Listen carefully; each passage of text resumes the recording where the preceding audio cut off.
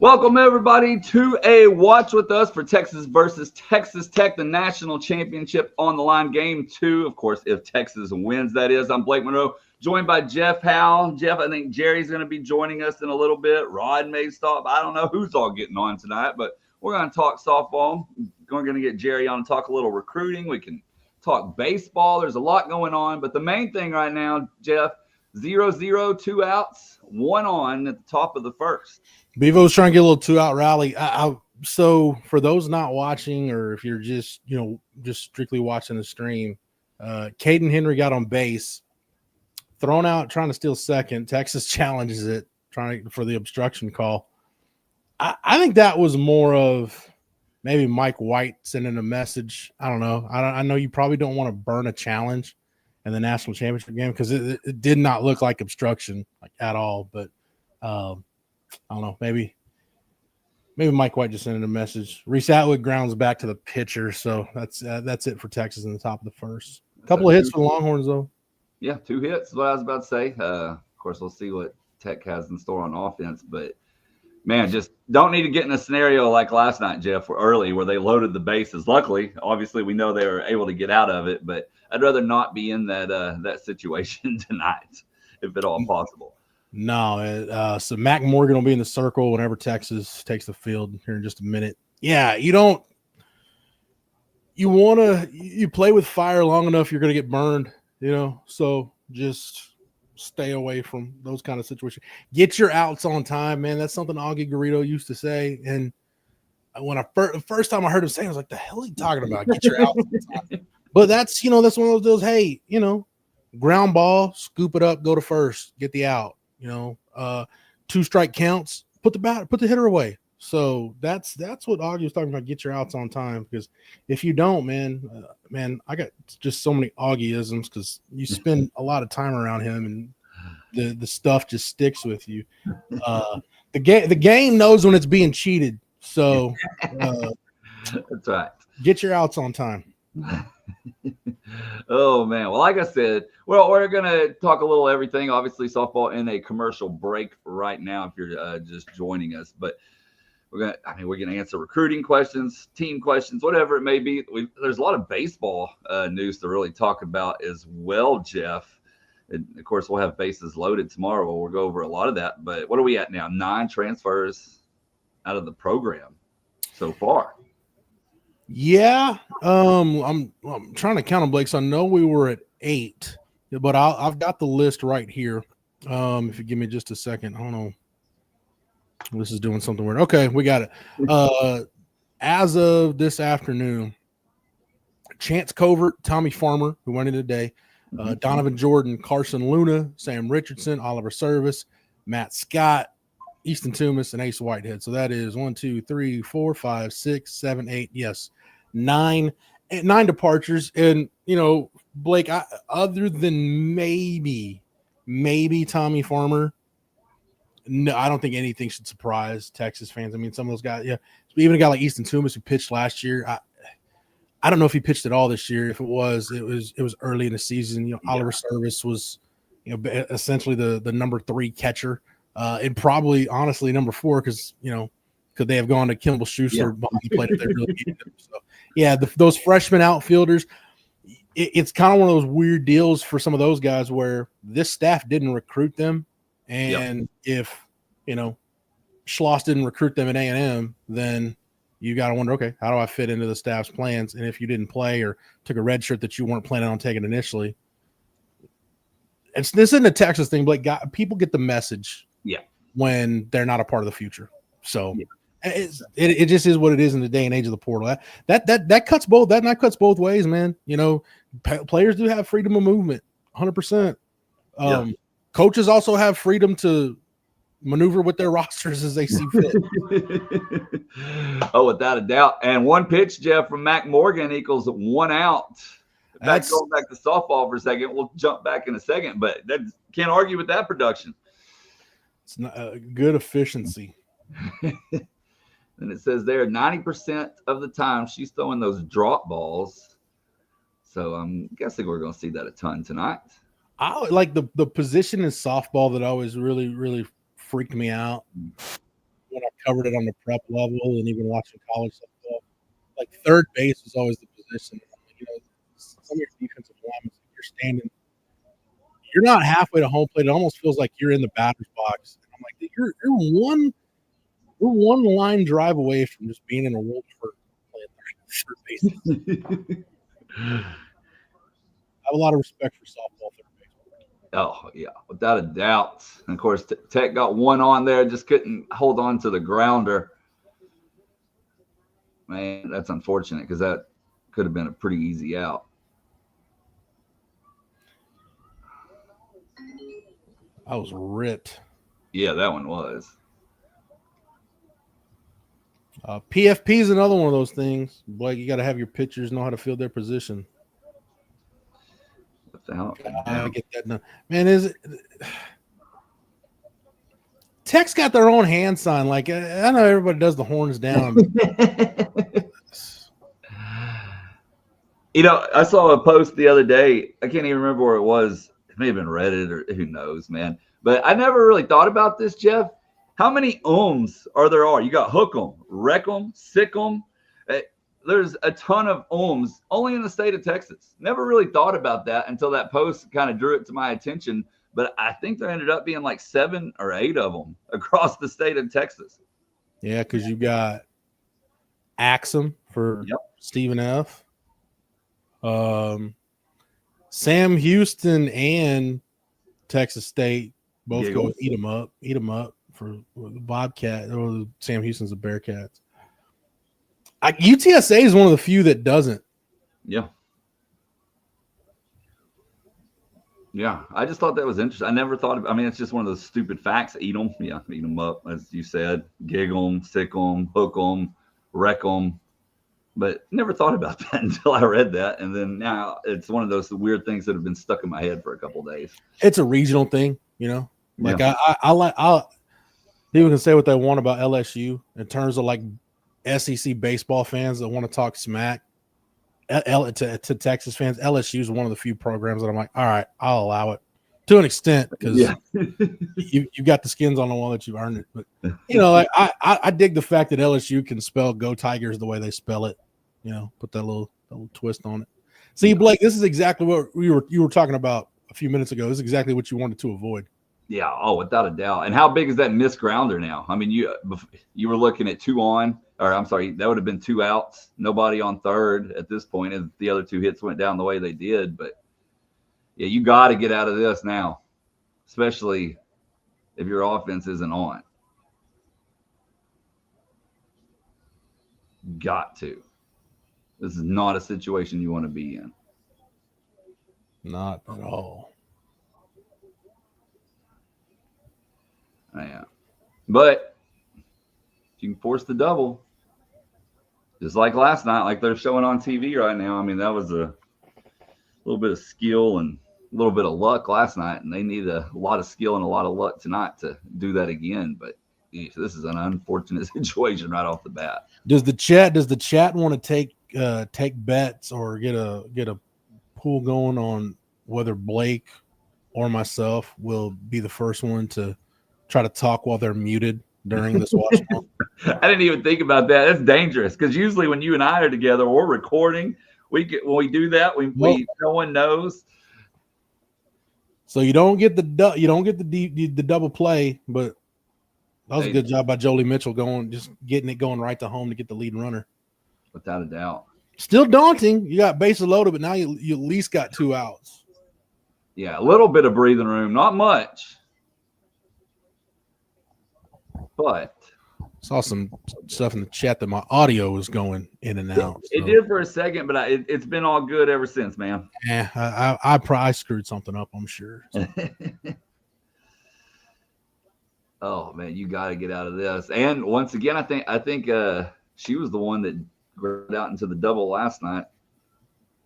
Yeah, Kennedy did. Yep. So we needed a ground out right here. Thank you, Matt. Do appreciate that.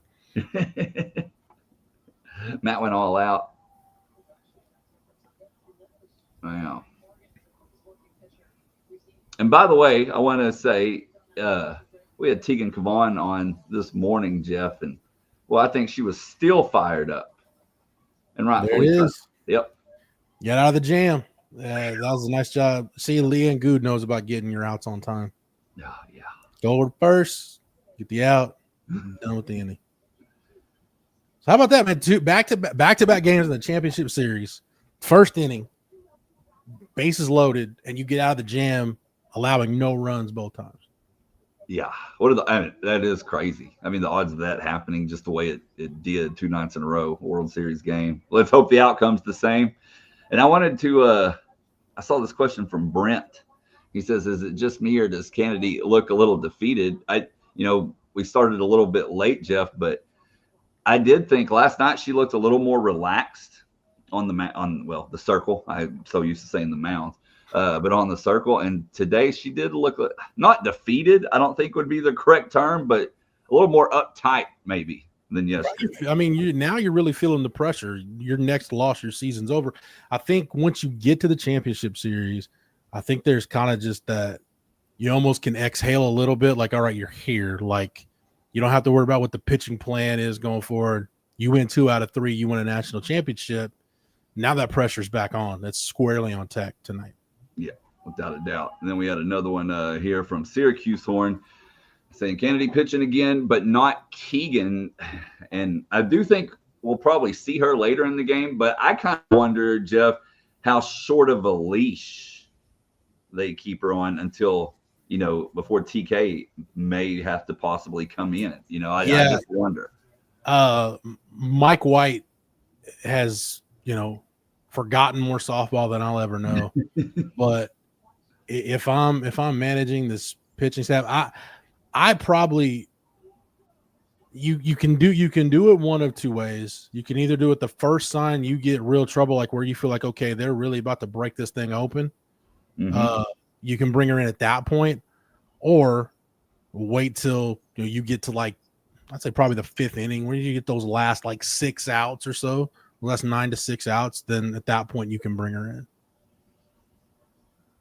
Yeah, hopefully it's much later in the game. That would be ideal, obviously. That means everything's going the way you want it to go.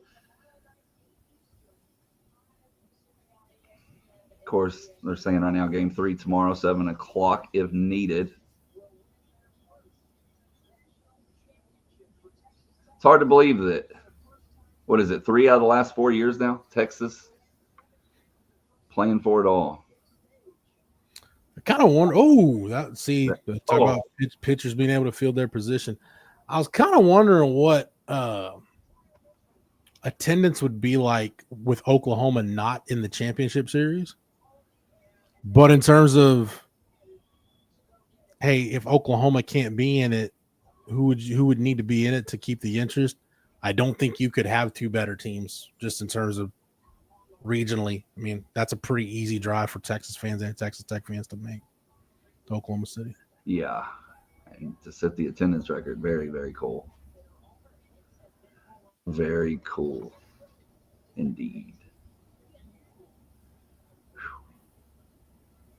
I think we're going to see another close first 1-1, first 1-2 wins this game tonight.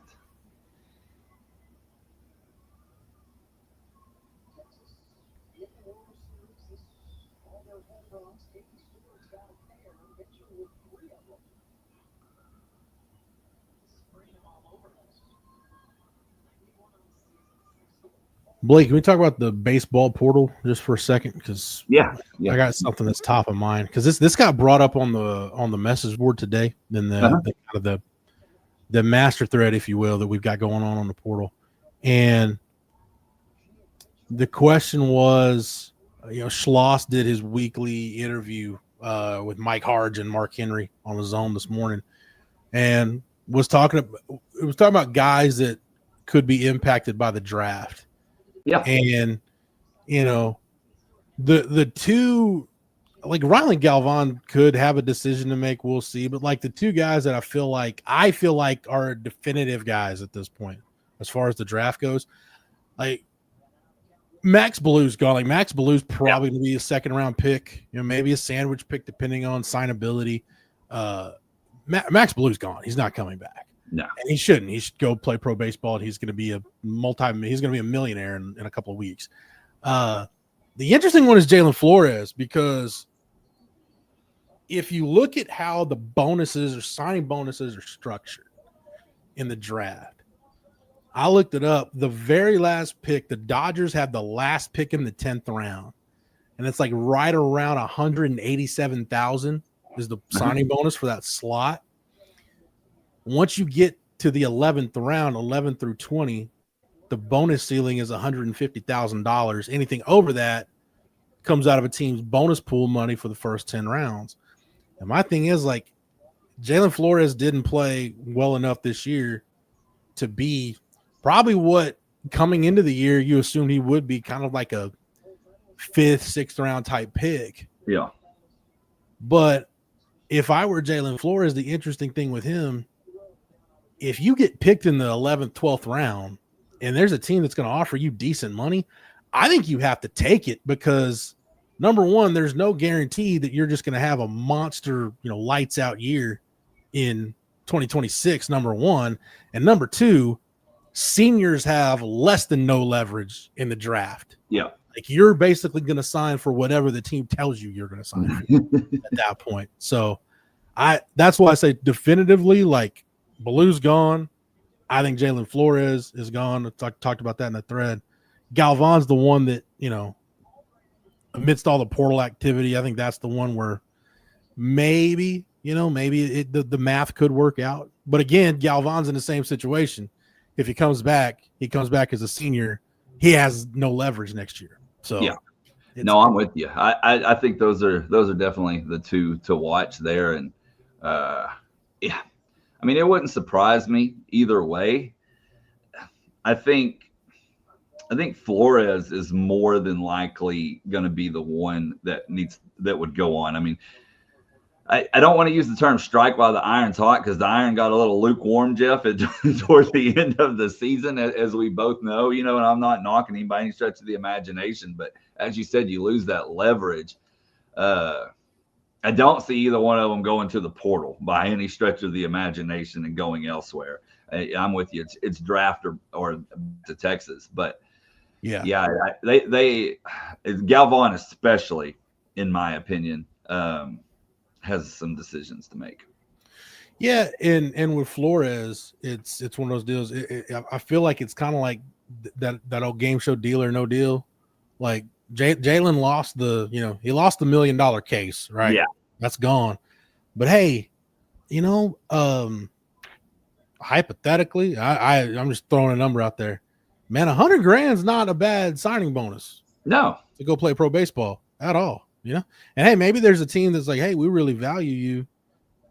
If we max it at 150, is that going to be enough? And if I'm Jalen and his family and his reps, I'd probably, you probably need to take it, because whatever you're going to get next year in bonus money, in NIL money and bonus money, I don't think it would equal 150,000. Assuming that's what it would be. But hey, you were talking about Mike White forgetting more softball than you and I will ever know. I don't know if you saw this clip of him, Jeff. The man still got it. Look at that, dude. That form is just amazing. I mean, look at him. I wouldn't want to go up to bat against him.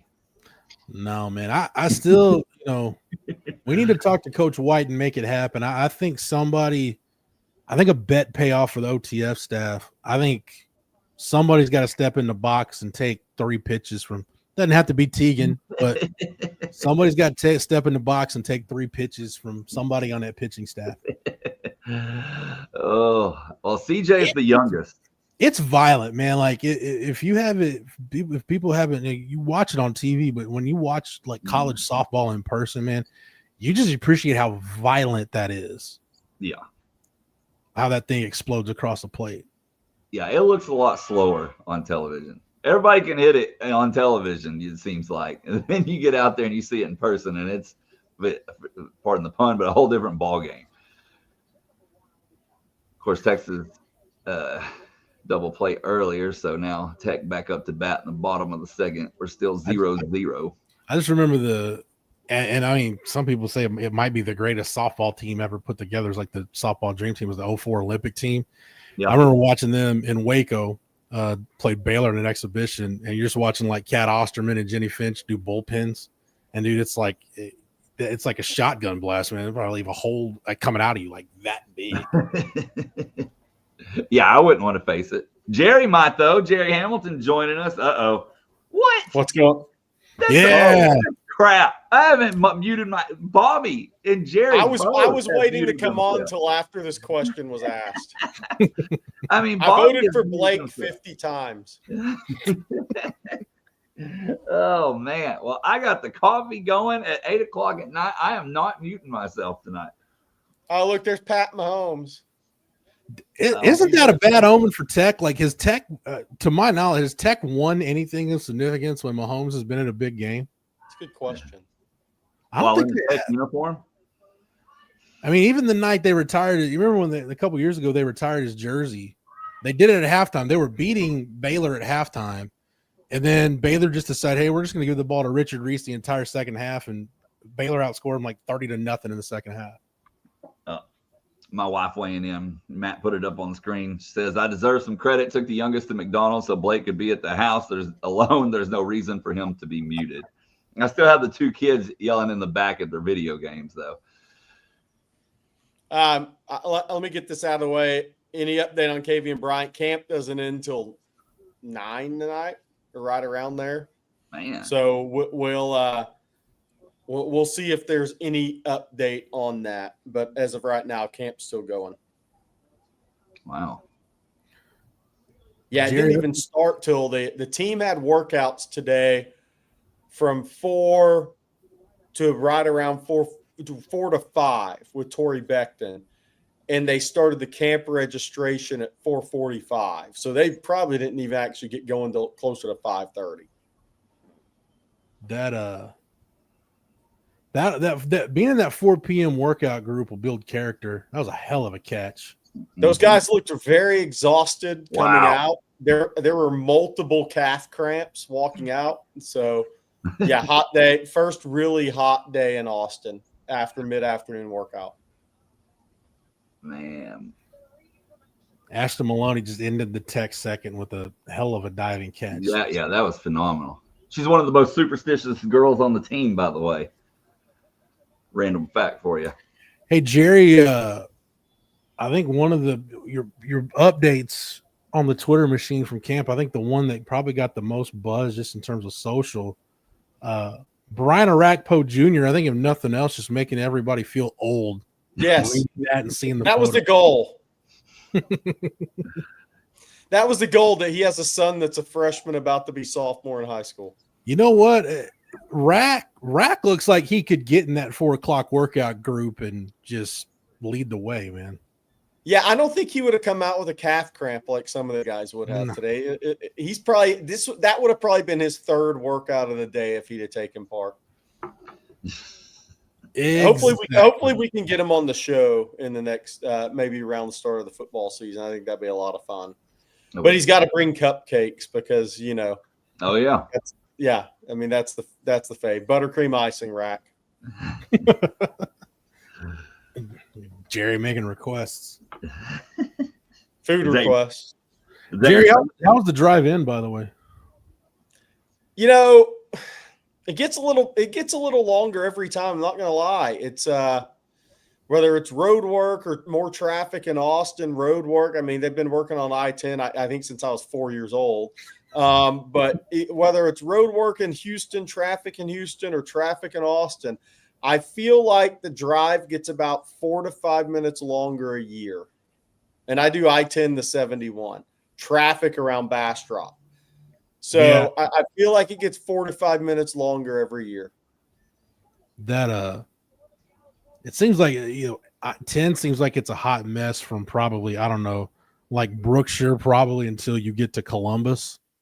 It just seems like that part of I-10, like you said, it's forever under construction. They'll get done with it and then decide, oh, hey, we need to start over. Yeah. Well, they've had there were 4 times I was going up to Austin this year where it was completely shut down and they had you diverted off for like a quarter of a mile. And that literally sucked an hour out of the day every time. We didn't have that. Look at Matthew talking trash. I didn't have that. Didn't have that this time. But the traffic in Bastrop, I mean, that's getting worse too because of the lights. I think Brandon Huey just mentioned that. So that trip's getting 4 to 5 minutes long every year. So I don't think there's any doubt.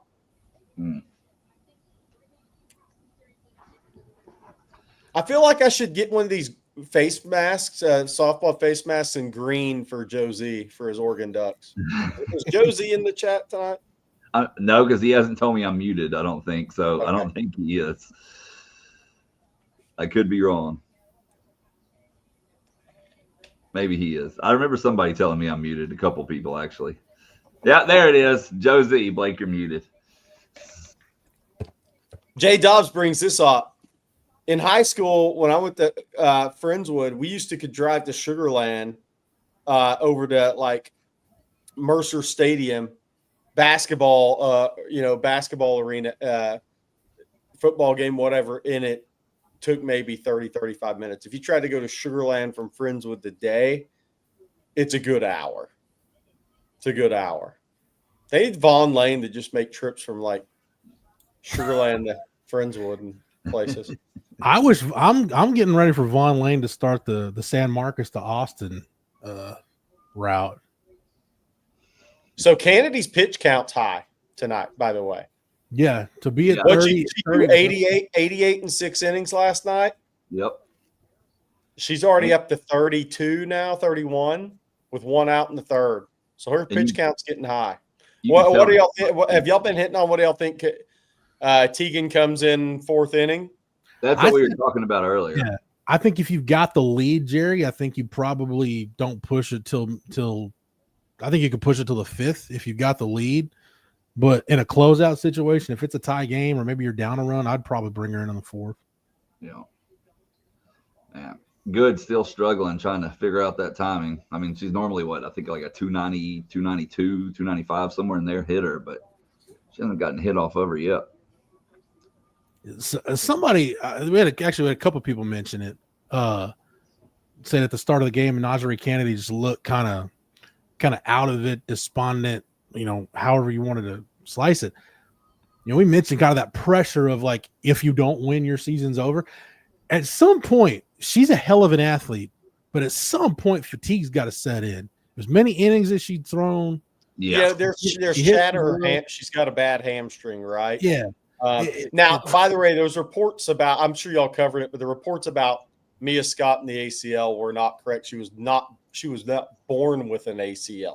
She's not playing with a torn ACL. No, she I think she just tore it up at a very early age. So she hasn't had an ACL since she was not in a long time, from my understanding. I remember that coming up.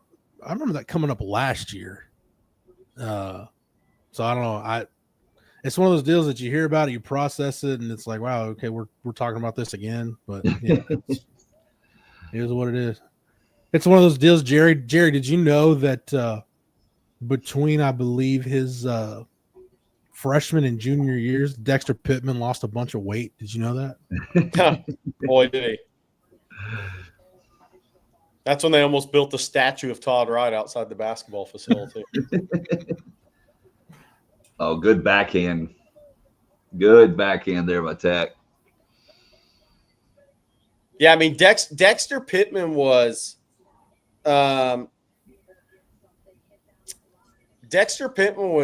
one point, I think when I saw him in high school, was almost 400 pounds. Now he was 6'10", 6'9", 6'10". But It was amazing how far he had to go to become the player that ended up being a second-round draft pick. It's actually one of the cooler things. Man, she smoked that ball. It's actually one of the cooler things I've seen on the Texas campus is that reclamation of him, because he was always a talented guy, but that body, that change that he made to get down in the 285 range by his junior year. Yeah. Pretty crazy for a kid that had always been that big and it had that bad of habits, eating habits, and just the way he was going. It was pretty amazing what he did for himself to give himself a chance to be a draft pick. Well, Ashton Maloney just smoked that ball back up the middle. Jerry, I remember seeing him. It was at that point, football was still, you could still get some guys in there, but I didn't see Dex in high school at Terry, but the first time I saw him in person was the THSCA All-Star game back in its dying days at that point. And, you know, it was clear he was the best player or two on the floor and was just dominating just because.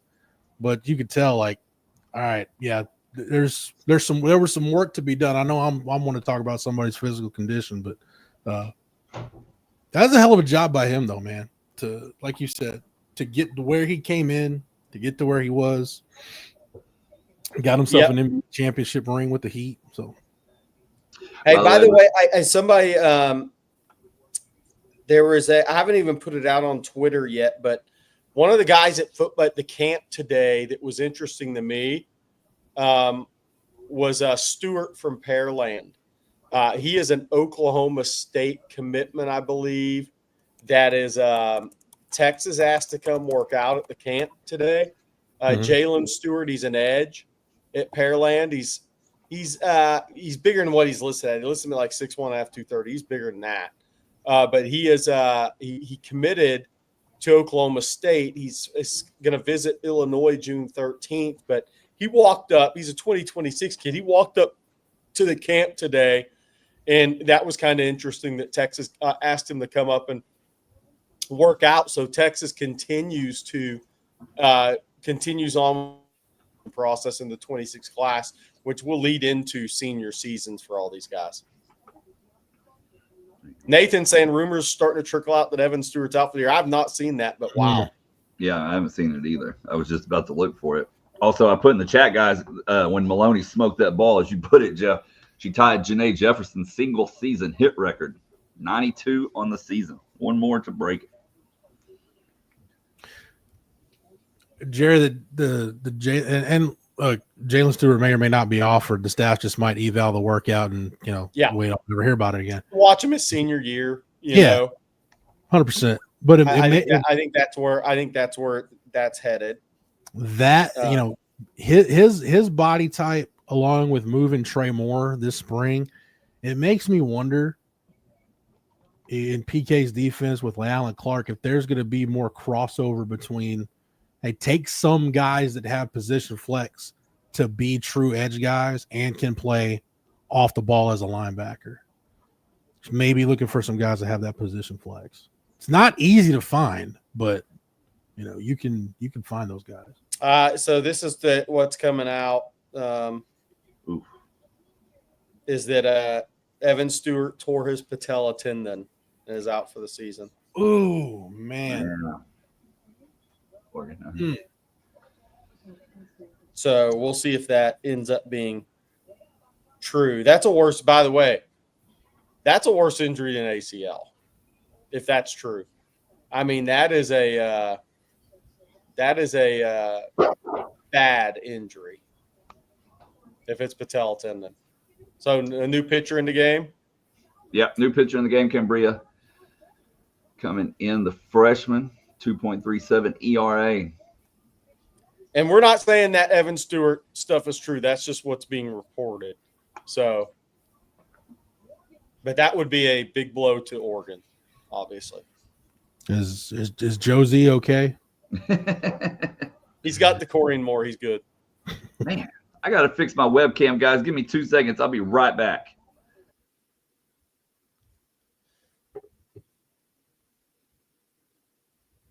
So interesting, Jeff, that coach is digging deep here. Yeah.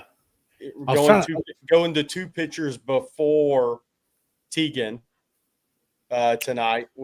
So trying to just kind of work through the innings, right, and get to those last 2 or 3 innings of the game. Yeah. This is one of those where, you see this in baseball, and granted the mechanics of the pitching in the two sports are very different. But, you'll see this if you're trying to close out a conference tournament, a regional, something like that. You may tell, your starter that pitched on Friday, if you're in the Sunday game, hey, can you give me one inning? Maybe it's one batter. So this is an all hands on deck situation for real for the next 2 nights. Because what are you saving? That's what somebody. I was cracking up because somebody asked Schloss after the UTSA loss on Sunday why he didn't take Rylan Galvan out of the game when Galvan was clearly hurt. And Schloss is like, well, I mean, we don't have a game tomorrow, so what are we saving him for? He's like, plus if the kid tells me he's fine, then I'm gonna believe him. But yeah, it is an all hands on deck. Like I said, Mac Morgan did her job, so that was awesome. Yep. Of course, Tech with 1 on now, gentlemen. No outs.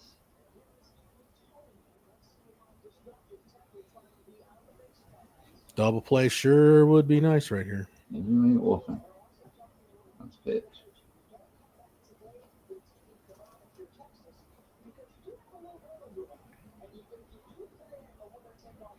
I'm curious if we do go to game 3, does Tech just keep on riding the horse? Oh, yeah. I think you have to. Absolutely. I think they have to. I think they have to. At least somewhat. But at some point, fatigue does have to set in. Goodness. I'll just say, regardless of what happens in this game, it's fun to be having these kind of athletic years. Yes. Texas. Across the board, I mean, you're going to enter the 25-26 athletic. That was a hell of a catch by Mia Scott on that line drive. That got up on her quick, and she just made a hell of a play. But Jerry, Blake, you guys think across the board, like if you look at it, every sport at Texas, whether you're talking about football, men's basketball, women's basketball, volleyball, softball, baseball, all the way down to rowing, wherever, you're either competing for a national championship or in the case of men's basketball, there's excitement about where the program is headed. Like there's not a sport on campus right now that you're like, I don't know if that coach is long for the job, or you see it on a downward trend. It's really, really good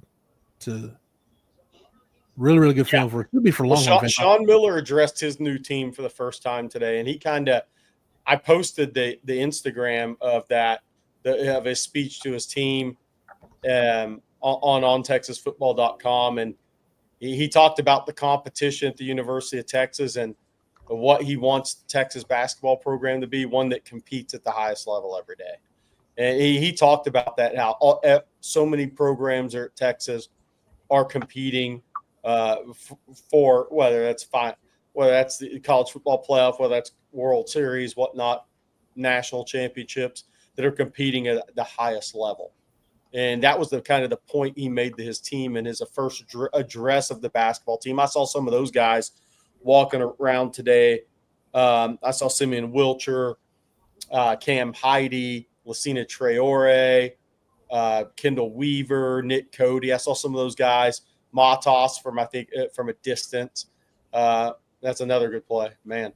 But saw some of those guys walking around today. By the way, saw a lot of the football guys today. I was talking about coming in and out of that workout. Texas is a really good-looking team on the hoof, guys. I mean, I know it's pretty obvious, but even more so when you see it. Lot of really good-looking cats on this team.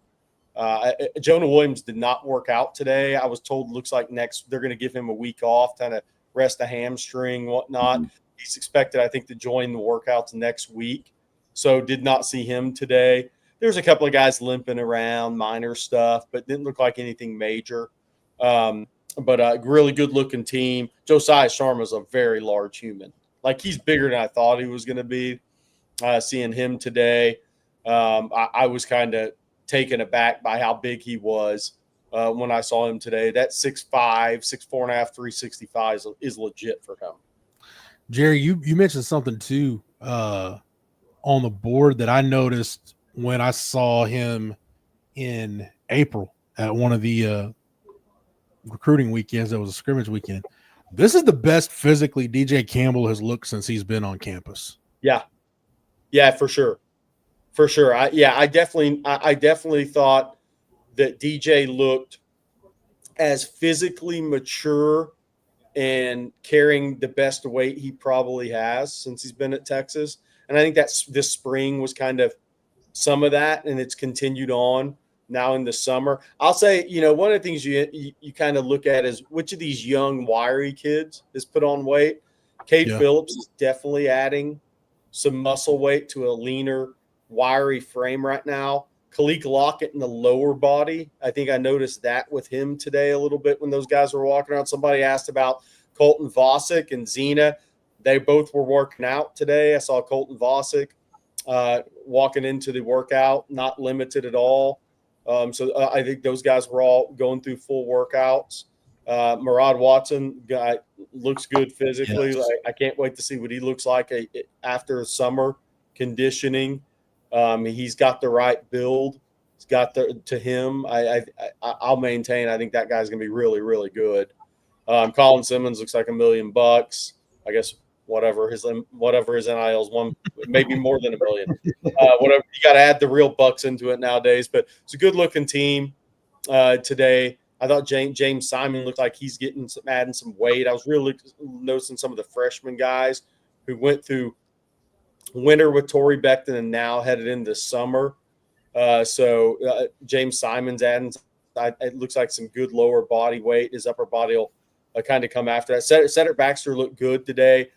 He walked in. Obviously, he's not full go yet and won't be for a while. But he walked in with with his knee brace on, so he's doing what he can, but he's not doing full workouts right now.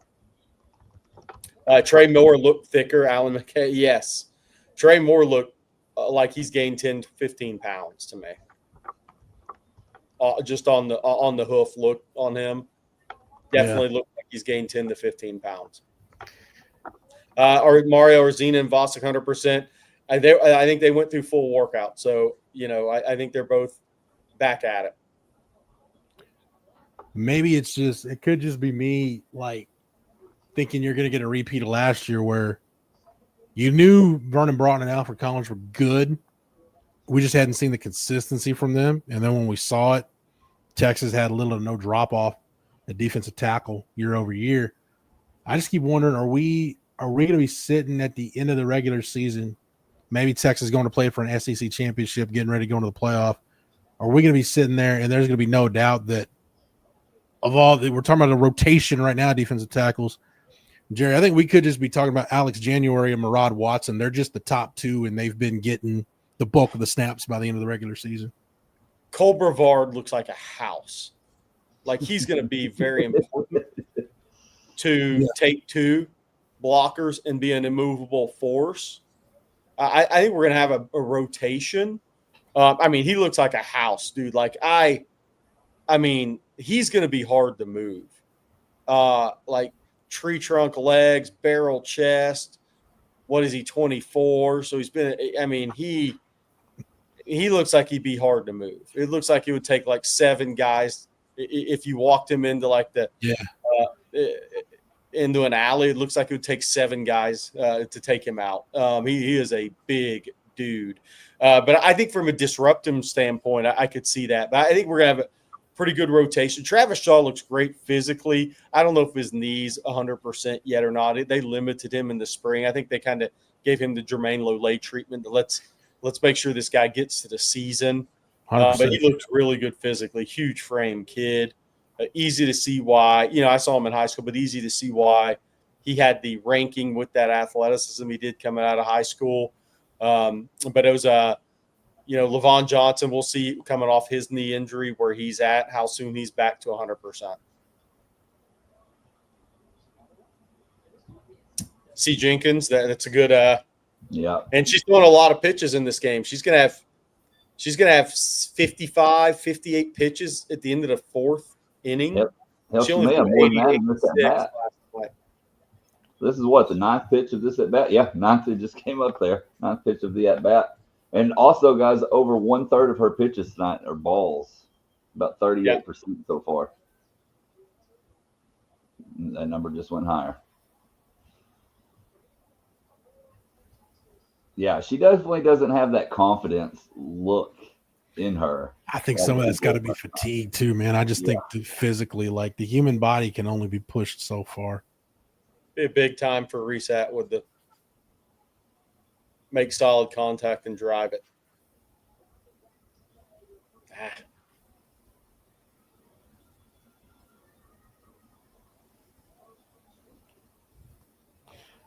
I still think last night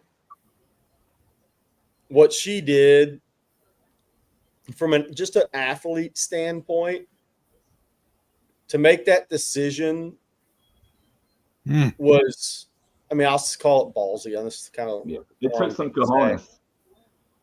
Because if you don't pull that off, she's getting crushed. 100% in the media, social media. Well, for the rest of her career on some level, if that doesn't work. Intestinal fortitude off the charts with that. That was a huge moment to make an instinctual and calculated decision. And it's what there it is. Foul. Oh man, she knew when it came off the bat. Yeah. So close. But that was for an athlete, man, that was pretty impressive in that situation to do what she did. No, without a doubt.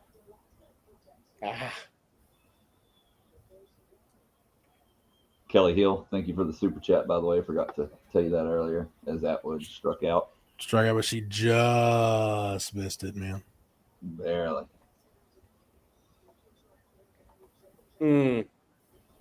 I'll tell you guys what, though. Somebody mentioned this there's a good thread over on ontexasfootball.com talking about as a softball pitcher, maybe the most, like, can that be the most dominant position in sports, like in terms of carrying a team, one player carrying a team? And like what Mike White has done with his program, it makes you appreciate kind of just how well-rounded this team is. It's like, yeah, you've got some special players, but like if you look at Texas softball pre-Mike White, take away the years where you had either Cat Osterman or Blair Luna, and there's not a lot to write home about in terms of softball tradition at Texas, minus those two. No, I'm with you. Yeah. It's been amazing what he's done. Nothing short of amazing. I mean, look, everybody, we all talk about injuries. You got to stay healthy, but to lose an All-American before the season and still be here, says a lot. I mean, that's not just the average injury. It's an All-American. It's a second-team All-American and a preseason second or first-team All-American that they lost before the season. I don't care how talented you are, you just don't replace All-Americans. So to be where they are is really impressive. Because again, how many All-Americans do you have on the team? 2 or 3? We lost 1 before the season. If you're at this level, maybe 2, maybe 3. They lost 1 before the season, and one is one of the crucial players on this team, and are still here. Yeah, phenomenal job.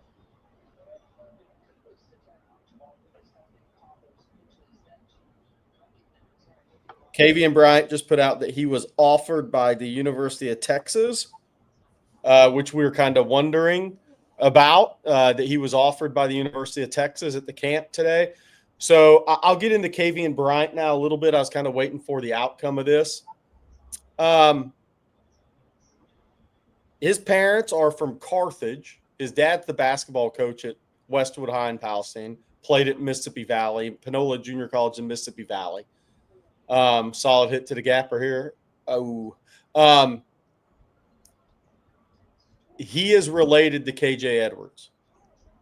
So Carthage families, Kavian Bryant, the 2027 quarterback from Westwood High, that is a true two-sport star He has got Power 4 basketball offers, but I do think after a conversation of about 20 minutes today, I do think he's going to concentrate on football at the next level. He wants to be a quarterback. He's working with J.P. Tillman, the QB instructor out of the Houston area that has worked with Trey Owens and DJ Lagway for years. But he is related to KJ Edwards. And I think this Texas offer was really, really big for Kavian Bryant because he grew up. There was a picture of him that I was showing today that had, I'm not saying he's going to Texas, but he had a UT football under his arm and a picture with KJ Edwards. And it was pretty interesting. Now, obviously he's, let's see, they're going to get it. Yeah. So that's the end of that one. Jerry, obviously he's a pretty young, but is there somebody that he reminds you of that you can compare him to? No, he's really raw as a quarterback. He's talented. He is just a playmaker in sports. I mean, so down to your playmakers. He's a playmaker in basketball, right? He's a really good basketball player. Averages 30 a game. They play 3A ball, but he averages 30 a game. Obviously, his father's the coach. He's got Stanford, A&M, FSU have offered him.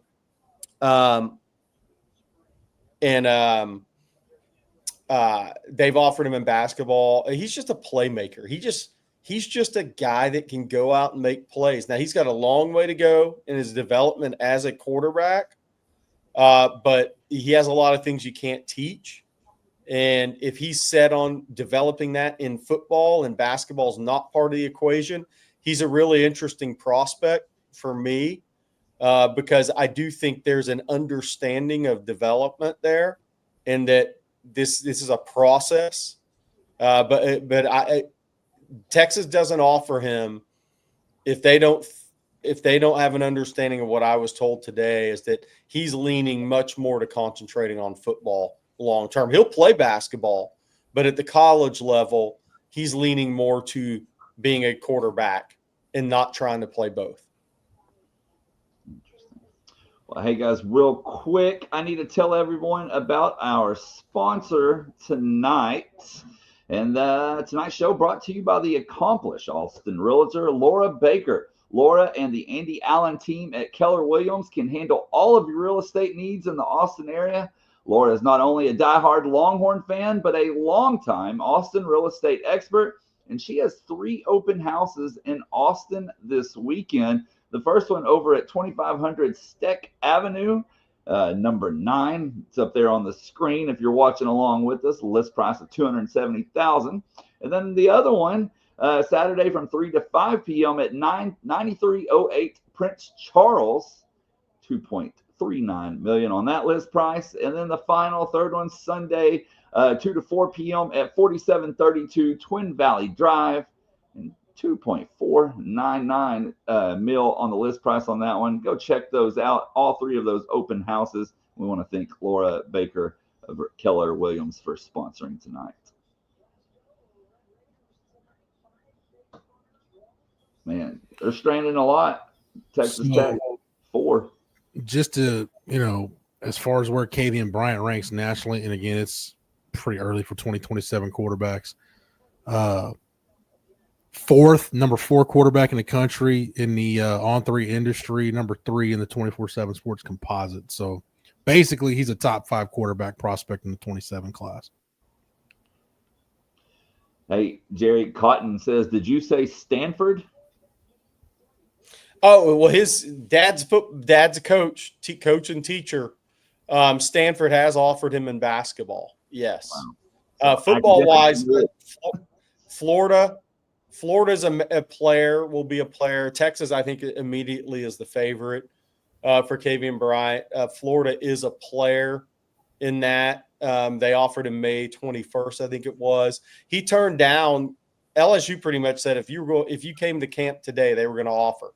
He took the chance on going to Texas to earn an offer versus going to LSU when they said they were going to offer for sure. Texas had not told him they were going to offer prior to today, because when A.J. Milwee went to see him this spring, he was going to throw for him. He actually was in bed sick the day that A.J. Milwee came. So Texas didn't get to see him throw in person until today. or they wanted to see him in the spring. That didn't happen.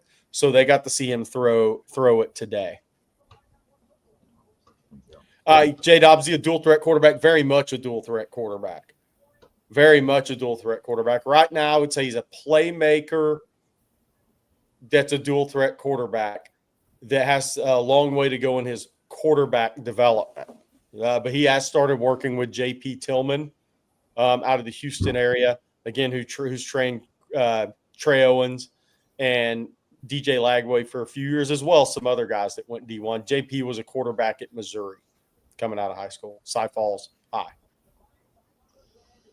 Kennedy, of course, pops out. Says second, guys, 2 down. Still bottom of the 4th. 0-0.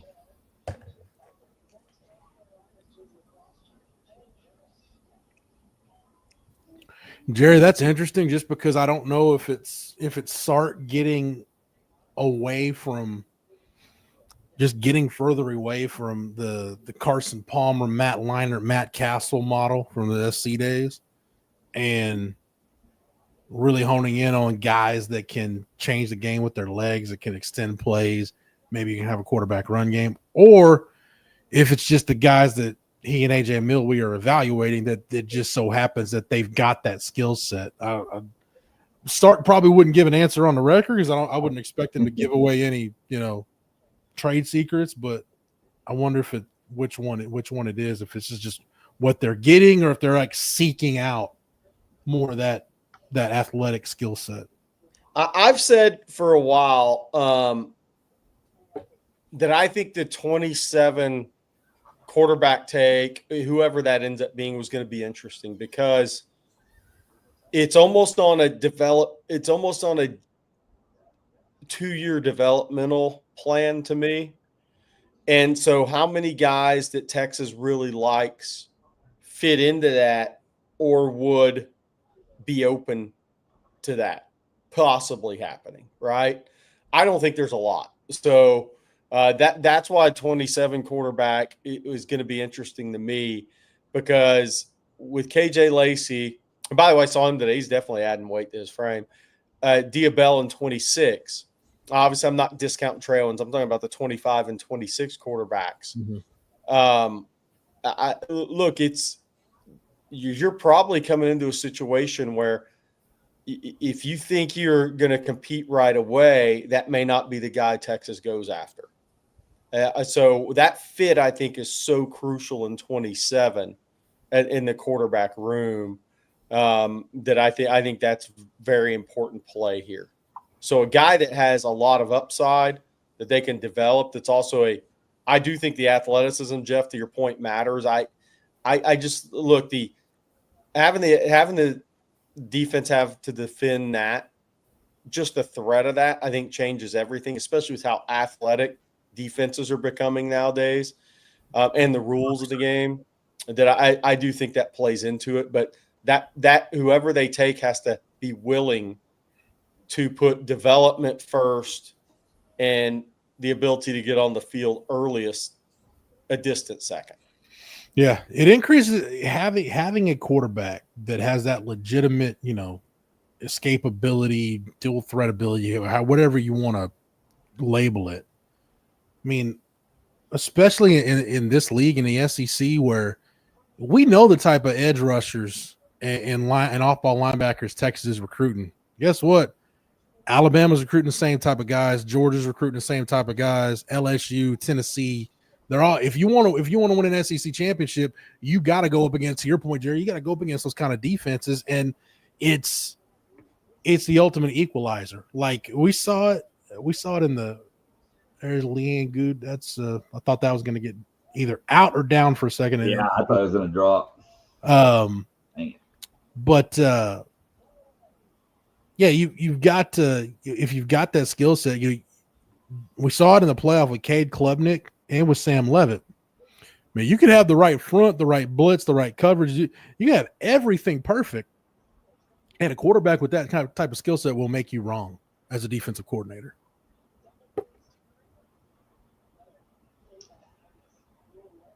I will say this, and I don't think it's I agree. I don't think it's a guarantee. Like if there's a great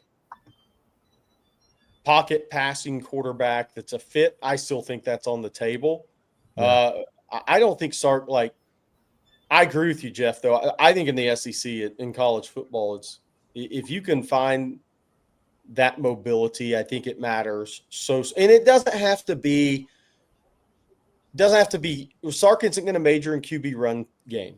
No. It just has to be the play extender, the guy that can take some pressure off your offensive line against hellacious athletes. And that's the whole key. But I think if there's ever a tremendous pocket passer that's actually a good fit in the class, I don't think Sark will shy away from that either.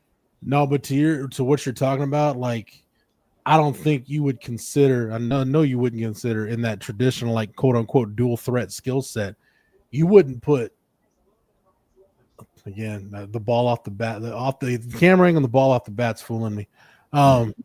You wouldn't put Bryce Young or Trevor Lawrence in that group, right? Of like, oh, they're dual threat guys. You have a quarterback run game around them.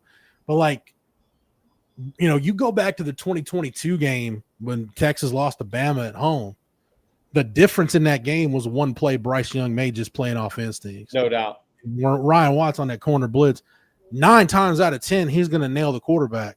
The one time he didn't was a guy that was the number 1 pick in the draft, felt it, spun out of it, and ended up winning the game for Alabama. And then with Trevor Lawrence, Jerry, you think about that Fiesta Bowl where they beat Ohio State, and he had that, 60-yard run.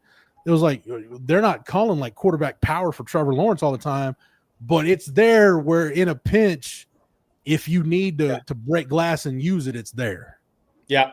Yeah. And Trevor's got like straight line speed because that long stride, not necessarily loose, but the plays Bryce Young made, or to me, are like the ones in college football. It's just a staying alive. You can do it without carrying the ball 120 times for 600 yards in a season. It's staying alive. It's keeping plays alive.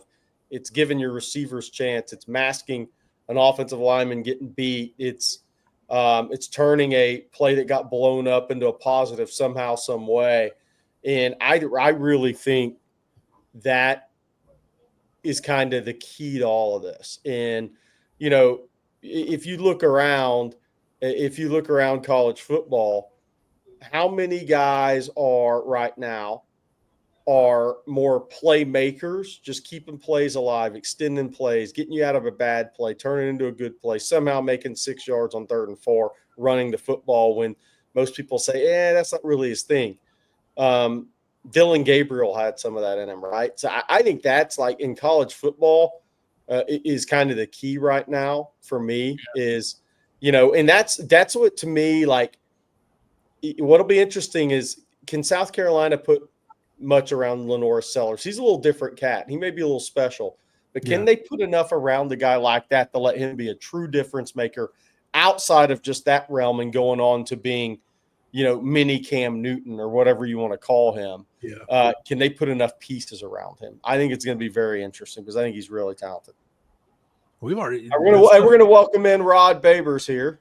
What's up, Rod? How's it going, Rod? Doing good, fellas. Would be doing better if it wasn't such a tight game, but we all stressed out. It's all good. Hey, Rod, I was saying we saw the CJ. I'm sure CJ will talk about it on next live stream, but we watched the team walk in and out of workouts today. Oh, how'd he look? Good looking group, man. I mean, Josiah Sharma's a very large human being, by the way, Rod. I mean, like 6'4.5", 365 is like a real deal for him. Cade Phillips is adding a little muscle to that. I was talking about some guys who have added that I've noticed have added to the wiry frames since I saw him last. Cade Phillips, definitely, which that was going to happen. Cleek Lawton, I think, has added some muscle in his legs. I noticed that with him. James Simon is not wiry, but it looks like he's gotten stronger in the lower body. Murad Watson looks like I'll be interested to see what Murad looks like after this summer working out. But he looks good, man. I mean, he just has the right build. They got to build it out over time, but he has that frame. And I like where that frame can go too as Texas gets closer to maximizing that in the next couple of years. But it was a good looking group on the hood. Nick Brooks looked really good, by the way. I mean, wow. He looks really good. He's so big, but he's body's changed in such a good way since he moved to Grayson and then at Texas in January. But DJ Campbell looked the best he has to me physically, which we kind of talked about that in the spring. Yeah. Jonah Williams is not working out today. I didn't even see him today. I think he's coming in. I think he's going to start workouts next week. So that's kind of, I think, the plan for him is to give him that hamstring a few days off, let him get a little rest and relaxation there and get at it next week. Nick Townsend walked by today, said, I caught a touchdown. Yeah, he's so confident. He's like, and then he left with a calf cramp this afternoon, but he walked out and he grabbed his calf. It was funny, but he walked by me. He said, I scored a touchdown today. I was like, yeah, I'm not surprised to hear that at all. Dude's a freak. Yeah. It's good though. Yeah. Oh God. Oh, Colt's back. Yeah, Colt. There you go. Hey. Like he just walked by. How? Oh. Blake, are either of your kids video game kids? I know they're busy doing all kinds of stuff. Are they gamers at all? Oh yeah, especially NCAA football and MLB The Show. Because I figure at some point you and Krista probably had to have the conversation with Colt and or Tate that they're killing you guys with the microtransactions on games. Oh man, you don't even want to know. You don't want to see my bank statement from Xbox, PlayStation, Apple, and then of course freaking super chats to top it all off. At least the super chats keep it in the family a little bit. Yeah, yeah. I got Tate in here with me right now watching the softball games. I'm really surprised he's not watching the NBA Finals, to be honest. I was kind of switching back and forth too. Shout out to Miles Turner, man. That's a lifetime Longhorn going for a ring. Hey, Derek Best, it's past my bedtime. I know. It will be mine before too long. Yeah. It's getting close to there for me. I'm too stressed out, especially after this game. I'm gonna be like riding a high of adrenaline. Probably the way this thing is gonna end. It's definitely gonna come down to the wire. At this rate, we may be here in 12 or 13 innings. Oh, I didn't wrap my brain around extra innings yet. See, don't jinx it. If that happens and Kennedy's still pitching, she will not go tomorrow. I don't know. Hey, Jerry, I do want to mention something, though, because I mentioned tongue-in-cheek earlier that, Mia Scott's ACL, that's the new, Dexter Pittman weight loss thing that everybody's going to hone in on the national broadcast. But you guys had Chris Whaley on Coffee and Football this morning, and I was thinking about this throughout the day. I can't, unless I'm just way off, I can't think of a guy at Texas that was highly recruited at one position like Chris Whaley was at running back. Was on his way just to being an outright bust at that position, and then reinvented himself and became an NFL player at another position. Yeah, I mean, the other one people would say maybe would be Henry Melton, right? But I think Henry was even better as a running back because of short yardage, goal line stuff than Chris was. And the interesting thing with Chris, and I didn't bring this up today, he didn't have a great connection, so I didn't get a chance to ask him. I wanted to ask him if he preferred tight end or defensive line if he had to make a move, because that guy had really good hands. Struck her out on a 48-mile-an-hour changer. But Henry Melton, Rod, anybody else for you? Are we talking about they came in a position and it really wasn't going well. How highly recruited Rojo was. I don't know if Rojo was a highly recruited guy. Yeah, Rojo was. He was in the Under Armour All-America game. We got him in the game. I just loved the kid. I was just like, I just love this kid. And we just thought he was such a great leader. I went to see him at Fort Nathan's Groves. But that's one I can think of, but it's not many though, Jeff. It ain't many. Yeah. I mean, I don't even know. Yeah. I guess that quarterback, I don't even know if he even got a chance to play at quarterback at Texas, right? He didn't even get a chance to play at all, right? Smoked before they moved him. Yeah, second and third. Oh, all right. Let's see if they bring in Teagan here. If you give up two runs, it's yeah. I think you gotta. Odds are not good in your favor. Not in a game like this.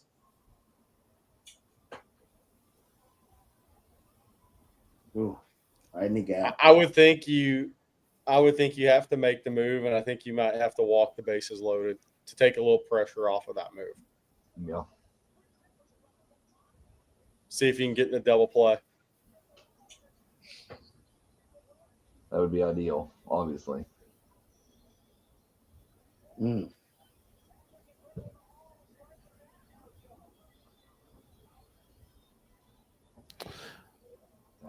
I think somebody mentioned it in the chat.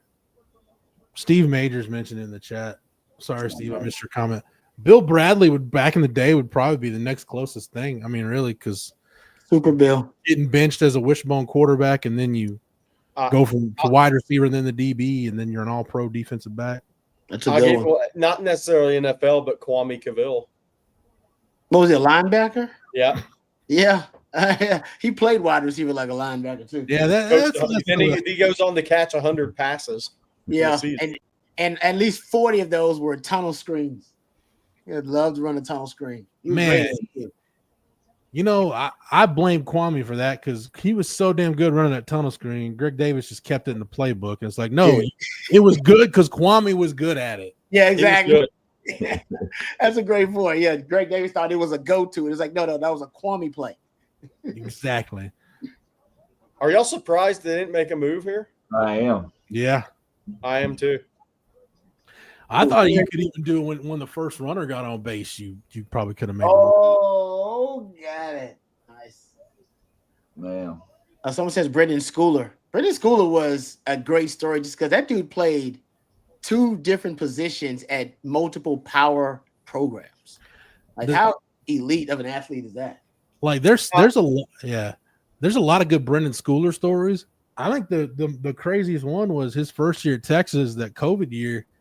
He gets to campus he gets there on Thursday, ends up playing in the UTEP game on a Saturday and scoring a touchdown in the game. Like he knows one play and ends up scoring a touchdown. Yeah. And they're keeping her in still. That's a great point. Hey, super chat here. This question's been asked a lot, and my answer's gotten easier, Rod. Which recruit pre-Sark would you like to see now? We've had this question so much. Sean McCumber, thanks for super chat. What's my timeline? Over time, I've been convinced more and more that Texas would have won a national title with Cedric Benson last year. Okay, so I can go way back then. Oh man, I don't gotta. What's my time frame here for this question? I'm guessing since we're realistic in making a decision. I think Cedric Benson in this scheme. Yeah. That lean that he had, he could always run. Throw the retired numbers out of the game, though. Like no VY, no Ricky, no Colt, no Earl Campbell. Yeah. Yeah, okay. I like that. Oh man, if that's the case. Oh, that's good. I mean, somebody says Roy Williams. Sark does a good job with his wide receivers. I want something he's missing because his wide receivers, he does a good job with them and maximizing their talent. You've even done that at tight end. I'm with you. Running back seems like the position that if you're looking for what last year's team was missing. And I'm with you, Jerry. I said Cedric Benson because if you take Ricky out of the conversation, to me, he's the best red zone goal line short yardage runner I've seen at Texas, not named Ricky Williams. He fits the SEC. Yes. What you need. 100%. Okay, so now does the pitching move made now? 2 outs, bases loaded. Man, how do you not games on the line? Whatever decision you make, this is the game on the line, pretty much. Feels like it. Cedric Benson's the last. He's kind of in the last of the line of those old school. I think Eddie George was a guy that gets better as the game goes on. Like the more contact his body absorbs, the stronger he gets. I do want to see a Ramonce Taylor in a Sark offense. That was the other one, Rod. Honestly, man. Well, somebody brought up Jamal Charles, and that's pretty. Jamal Charles would be good, but I do want to see Ramonce. I want to see him kind of almost, honestly, kind of lining him up in the slot, putting him in the backfield, moving him around. I bet that would be kind of freaky. I think on last year's team, last year's team, I think it said Benson. And that's probably easy to say because running backs were injured, right? But That's cool now. even with that, I think Benson fit perfectly what that team would have needed. Mm-hmm. Yeah, I Jerry. do, I think it's to your point, Jerry. I'll back you up on that. I think it's just we see the importance of running back in Sark's offense, how much they're using the pass game, obviously the run game, but that's Sark's offense has an identity when he knows who that guy is. Like, think about like Jonathan Brooks, that time that that Quinn was out in 23, where they had to start leaning on him. Like, he became the identity of the offense, and I still maintain if he doesn't get hurt against TCU, Texas wins the national championship. I've convinced myself of it at this point. yeah. 0-2. Here we go. Woo. Oh man, There's a nail biter right there.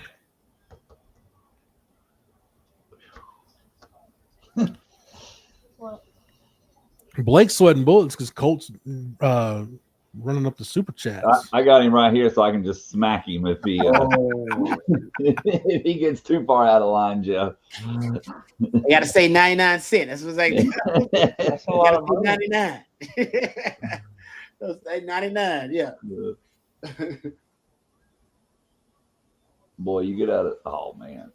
All right.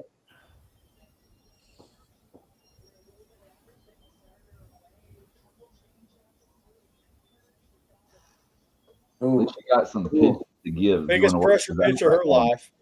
Yeah, without a doubt. Mm. Got to work that outside corner or inside corner. One of the two. You got 3 balls to give. Jeff Cook.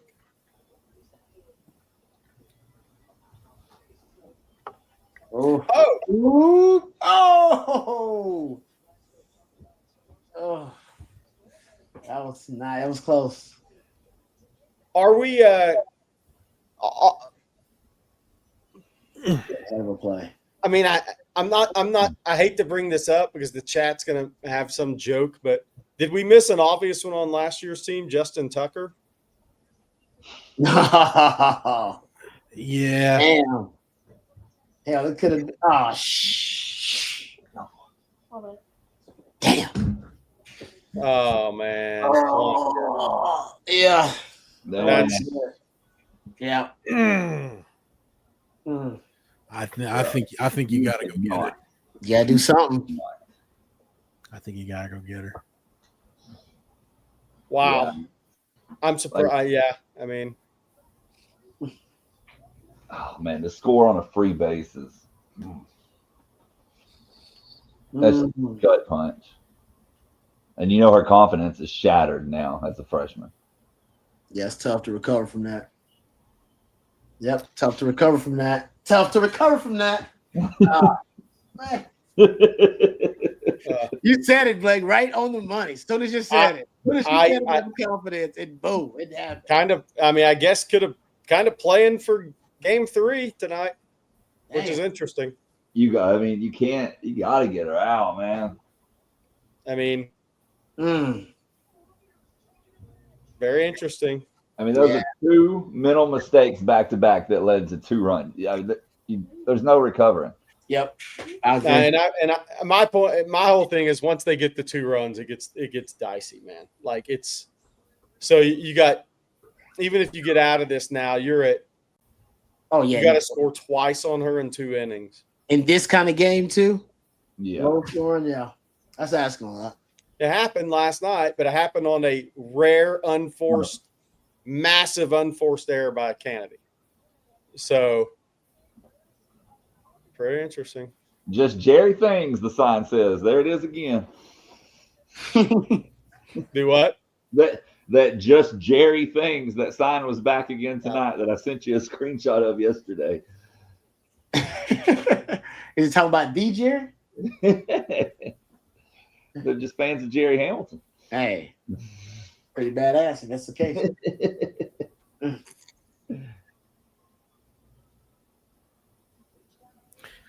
They just put up the graphic that Alexa Langeliers is 0 for 13 in Oklahoma City. Isn't that usually about the time that somebody gets a hit?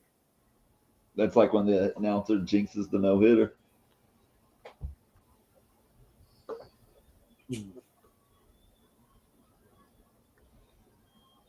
And I remember watching the Cowboys-Oilers game when I was a kid, and they're going to overtime at the Astrodome, and Emmitt Smith hadn't fumbled all year. Like, oh, he hadn't fumbled in 300 and some consecutive carries. And the very next snap, it's a handoff to Emmitt Smith, and he fumbled. So ever since then, I'm like, just announcing to everybody, just shut your hole. Don't say anything. Don't jinx it.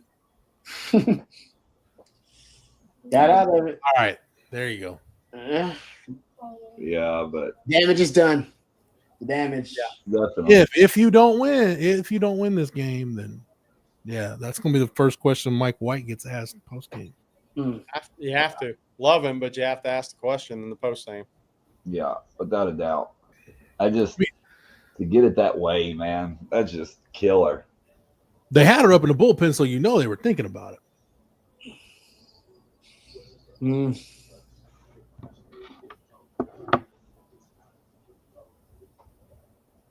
Rod, did you try to play baseball at Lamar, Rod, or did you just stay away from baseball? No, I tried to play. I think my freshman year I went out for the baseball team, but I wasn't into balls flying at my head or near my head at 100 miles per hour or 90 miles per hour, whatever it was. No, not my thing.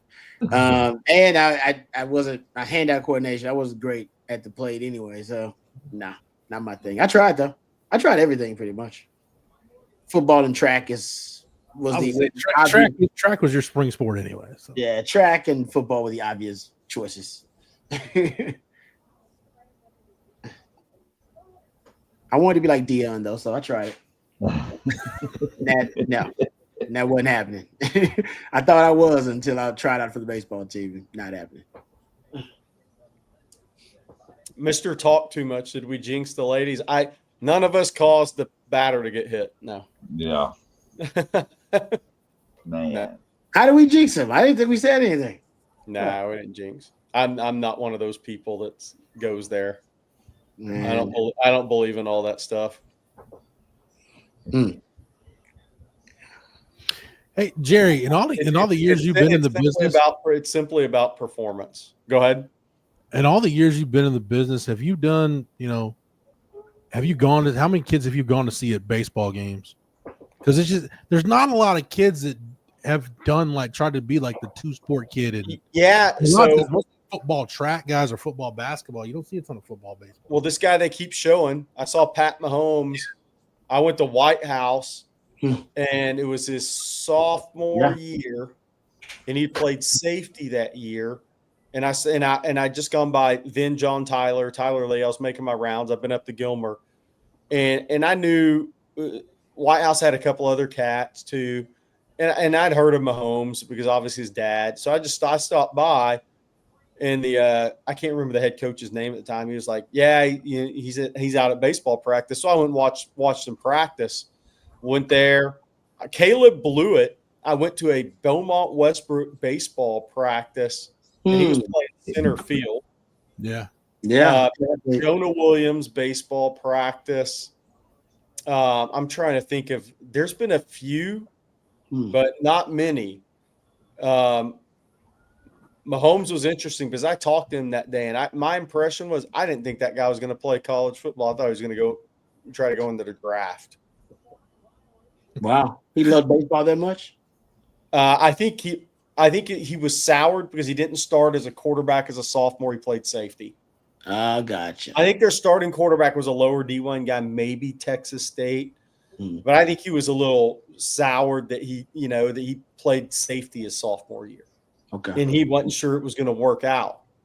So I think that's where that was coming from. Was Preston Condor the kid that started ahead of him, Jerry? I think it may have been. He went to Texas State, right? I think so, yeah, for a minute. Yeah. I was trying to think of any other baseballs. I've been to baseball, but it was for baseball players. Like I went to see Brandon Belt in high school. Oh, that's cool. because he was at Central Heights and I was going to Lufkin. And I was just like, well, shoot, this guy's a stud. And at the time, nobody knew if he was going to go pro or go to Texas. So I went and watched him. I watched him play, but that was not a football recruit. That was a straight baseball guy. I had a few of those, but not many. A ton in basketball, obviously. Yeah.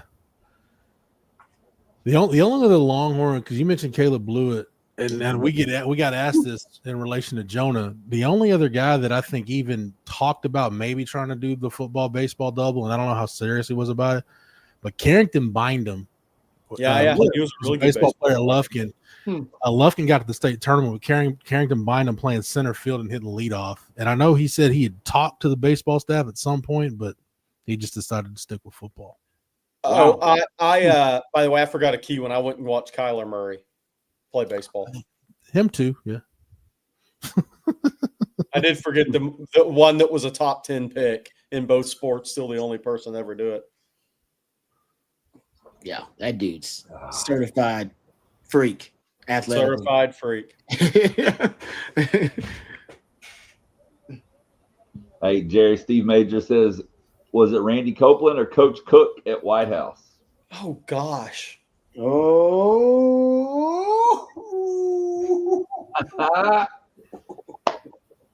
That's what you needed. That's what you needed. Boom. That thing went quick over the wall too. That's wow. Yeah, it did. Yeah, that thing was about 14 feet high. Yeah, it was like it looked like it had no air at all. I was gonna say the launch angle on that's probably gonna be like, I don't know, 10 degrees. Like Kareem Abdul-Jabbar would have reached up and grabbed it. Seriously, that whatever is bothering it, they're bothering it right there. That's nice. Oh, got it out. Damn. That is how you pick your pitcher up, though. She has a rough angle, and you come back and get you a solo shot. That was nice. That was real nice. We need one more now.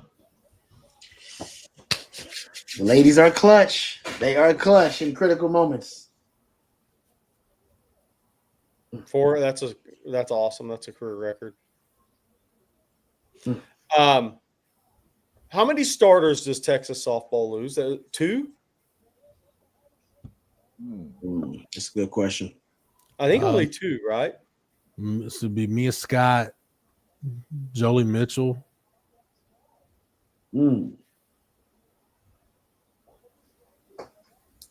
I forgot. Is Ashton Maloney a senior? I don't think Ashton Maloney's a senior. She might be.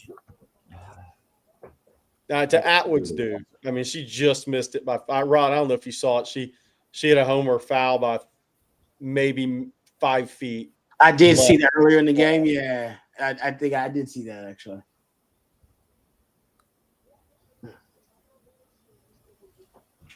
Oh, all right. Come on, ladies. No, Jerry, the only two you'll lose, Jolie Mitchell and Mia Scott. That's it. Ashton Maloney, I thought she was a senior, but she's technically a redshirt junior. Ooh, smoke on that one.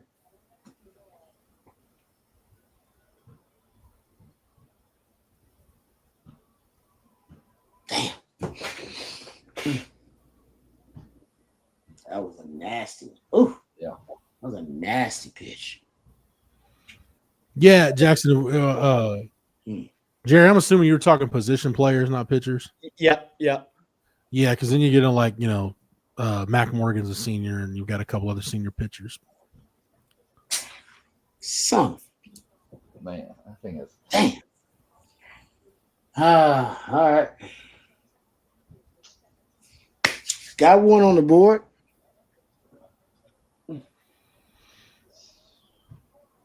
So one more than you had the inning before, Rod.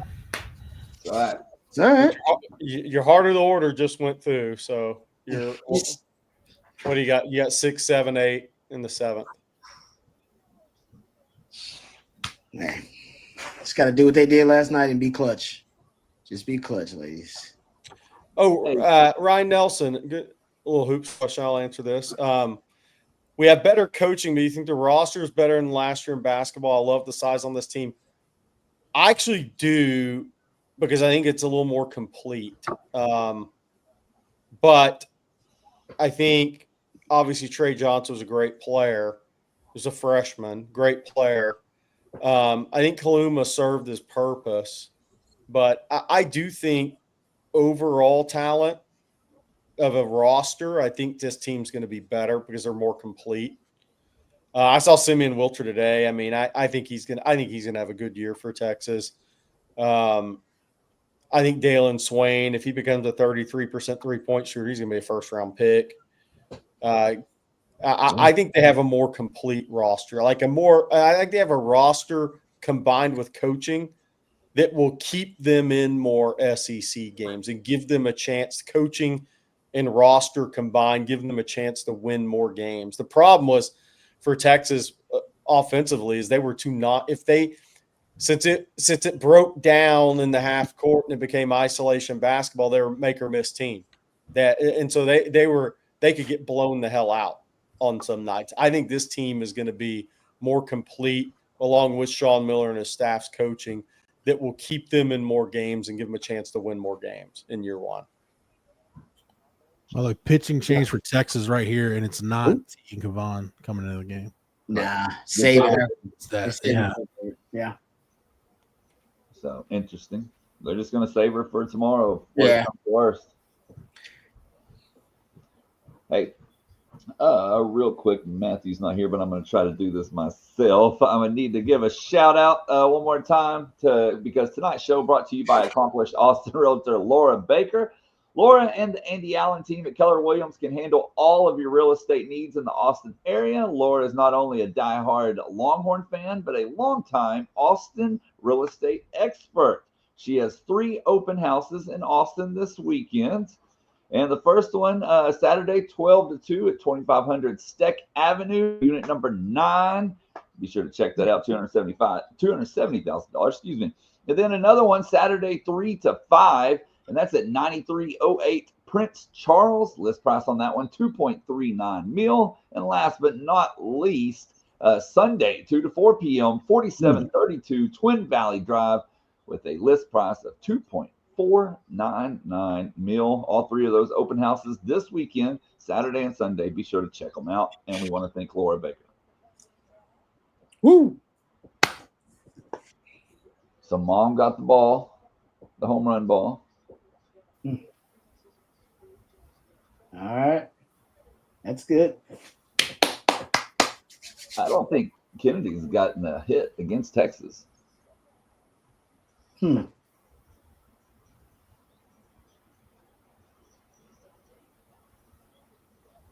Well, here we go.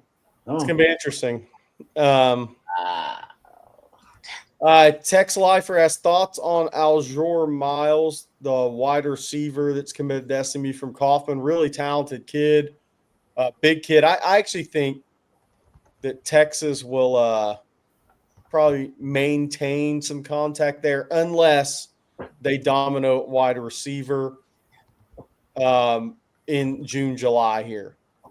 And the domino wide receiver, for me, that would mean they have to win out for Jalen Lott and Caden Finley. Jermaine Bishop is a maybe. He's half a corner, half a wide out at this point. But if that happens, if they were to win out for both the legacies, then I'm not – they may be done with 2.5 or 3 in this class. So it'll be interesting to see where that goes for me. But I do think I think things are looking up a little bit for Caden Finley. He's visiting A&M this weekend, Notre Dame, then Texas. I think Jalen Lott, Texas is recruiting exclusively as a wide receiver, no talk at all of defensive back. With him, he's at USC this weekend, then Texas and Oregon. So it'll be interesting. It'll be interesting to see what happens. But I think if Texas dominoes at wide receiver, they may push away from other guys. But we'll see. Wow. Don't need balls, we need strikes.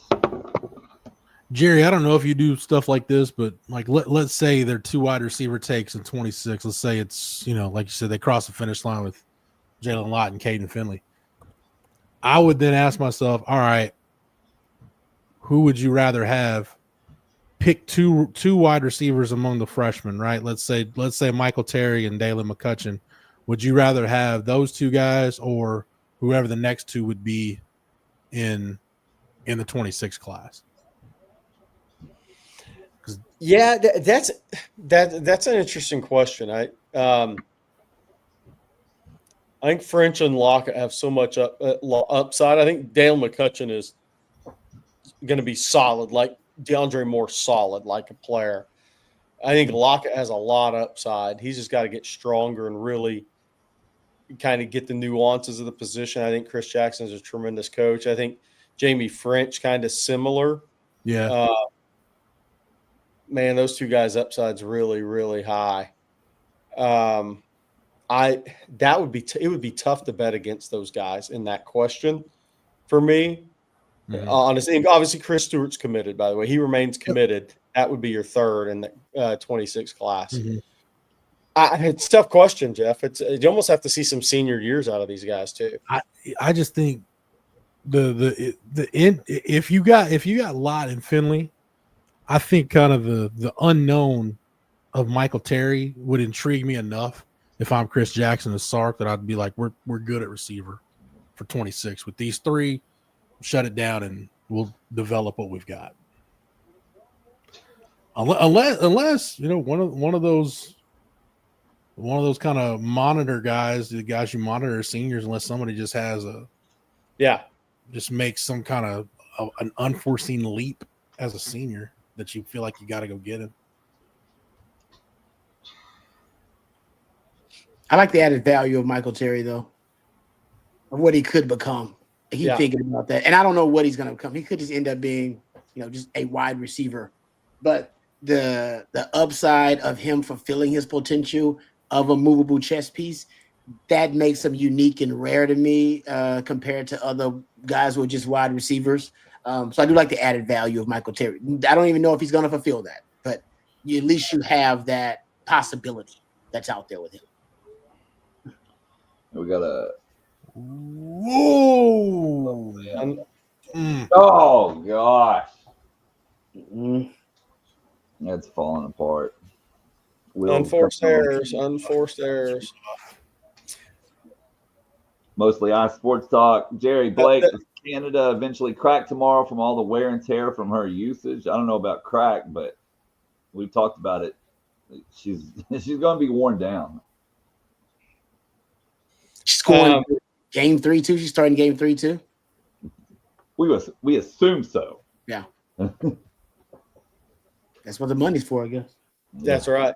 I mean, we talked about this going into this series. It's when you have the unforced errors are so huge to me in like this level of softball, but when you have really good pitchers, and you look like last night, Texas got away with winning with 4 errors, right? Because Kennedy kind of choked. Let's be real. That's kind of what that was. And that was the worst unforced error. But Texas, again, hit batter, wild pitch, this play here. Texas has not played clean. And they're up 1-0, maybe about to be 1-1. We'll see. But they haven't really played clean. So it's interesting that they've no earned runs. I mean, they haven't really played clean softball, but they got the win last night because Kennedy kind of gagged. And not in kind of, she gagged. And then tonight, again, not a clean game by Texas. So they're doing everything they can to give Tech hope. Do we know what they're debating here? What the conversation is? No, I was curious about that too. I mean, here it comes.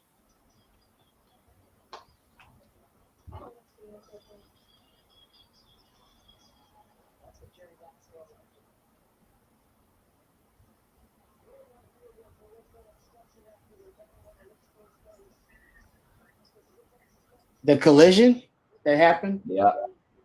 Yeah. Which, I mean, she should have the right to the base Well, I don't know. I think Bennett tries to move, actually. She just wasn't fast enough. Look, she tries to get out of the way, right? After she touched the base right there. Yeah, she thought. She tried, so, but I don't know if that matters. Yeah, I don't think it'll be. It's just one of them. Well, they just said it too, just a crash.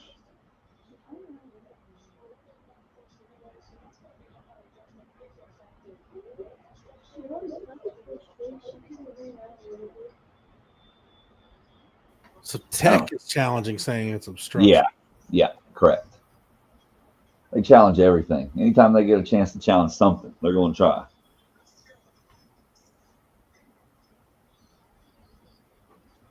Okay. Call is upheld. Yeah. No obstruction.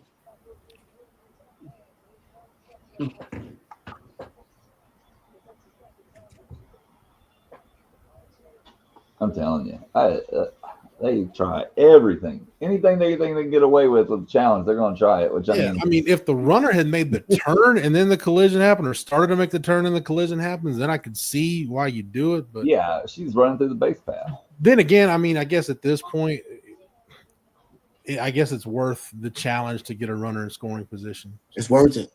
You never know. So they're showing this is a girl that stole home against UCLA. Yeah, that was in softball. That's crazy. So look, here's the question. Whoa. Hold up. Wow. Whoa. What is? So this is where it gets interesting for me. So you're bringing her in the 6th, down 2-1. Why didn't you bring her in 2 innings earlier?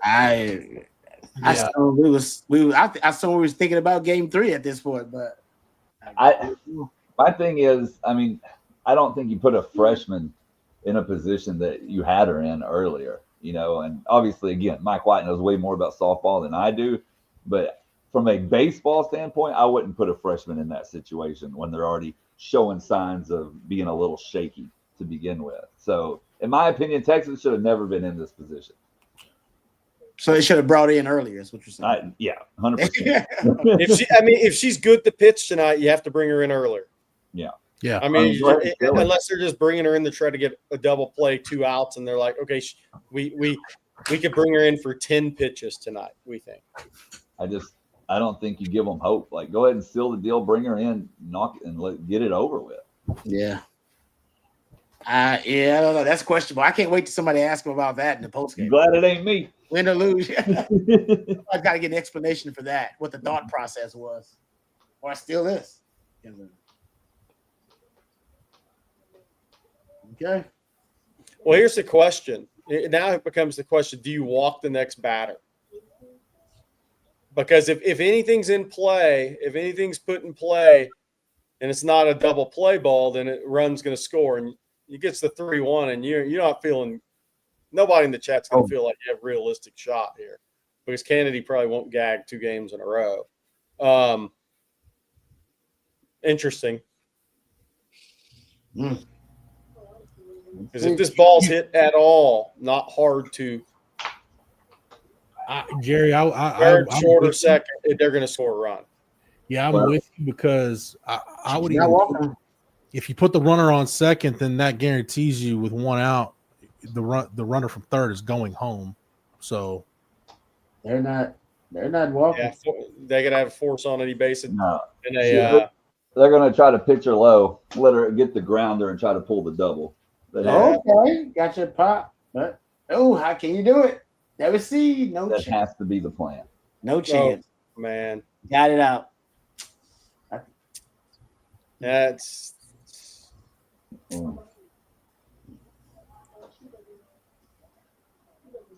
No. And they feasted on her yesterday when she was pitching up. She had that success when she started going low, and letting her defense work for her. Yeah, she had no chance. Mm-mm. And you've given them a whole lot of confidence now going into 3. Yeah. And all the pressure's on Texas now if Texas Tech wins this game. Yeah, you need Bo Jackson to throw her out from that, Yes. from that short of a base. That was a nice reference. Yep. Damn.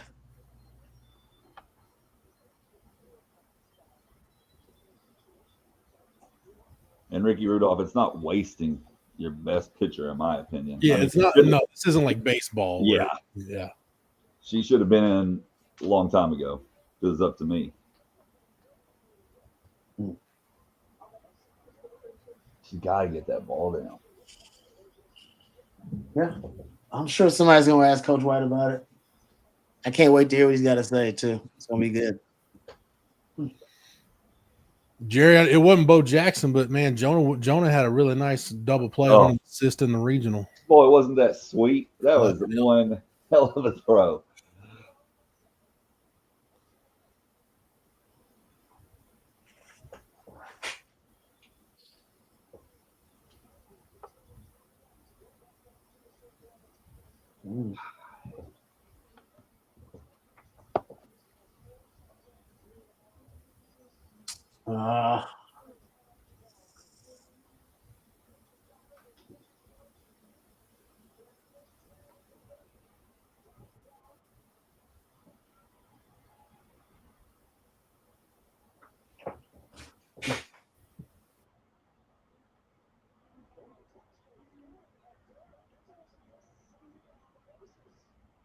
No,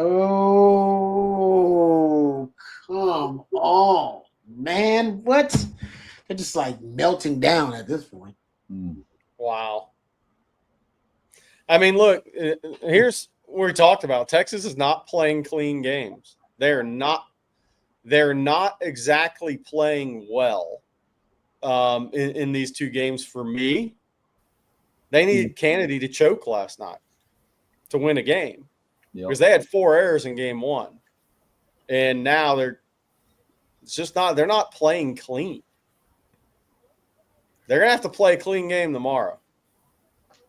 Yeah, without a doubt. Well, the good thing is maybe they're due. Yeah. Can someone ensure Jackson Mahomes gets a ticket to game 3? Because if that Joker's in the crowd, then I'll take Texas all day, every day. Well, everybody should wear Eagles jerseys, right, Matt? Not giving the thumbs up. Texas fans should wear Eagles hats tomorrow. Oh, stole it. Safe. Yeah, the more runs they score this late, the more confidence they build late going into tomorrow. And Texas has all the pressure tomorrow because they're the favorite. And they were up 1-0, and 79% of teams that win game 1 win the 3-game series. Yeah. Now all the pressure shifts to Texas tomorrow. Daniel says he'll pay for Jackson's ticket tomorrow. That's what I'm talking about. Oh, man.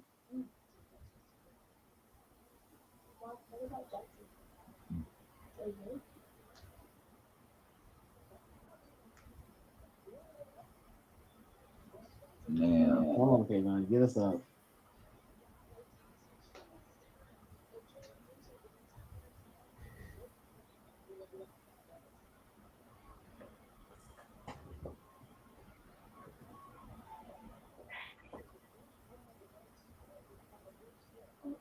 Oh, ooh, that's not good. So some of y'all in the chat are Not good. Nah, Things are not going well. a little rattled. Yeah. Looks like that's the case. Yeah. Kind of surprised we're not seeing Atwood go out there and Wow. calm everybody down a little bit. Look at that stat. That's some mind blowing right there. 1,100 runs, man. Wow.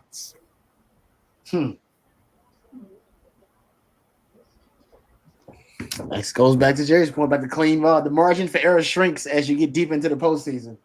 Especially look, I don't sit there and watch a lot of softball games, but in this sport, an elite pitcher makes so much of a difference that your margin for error is almost zero.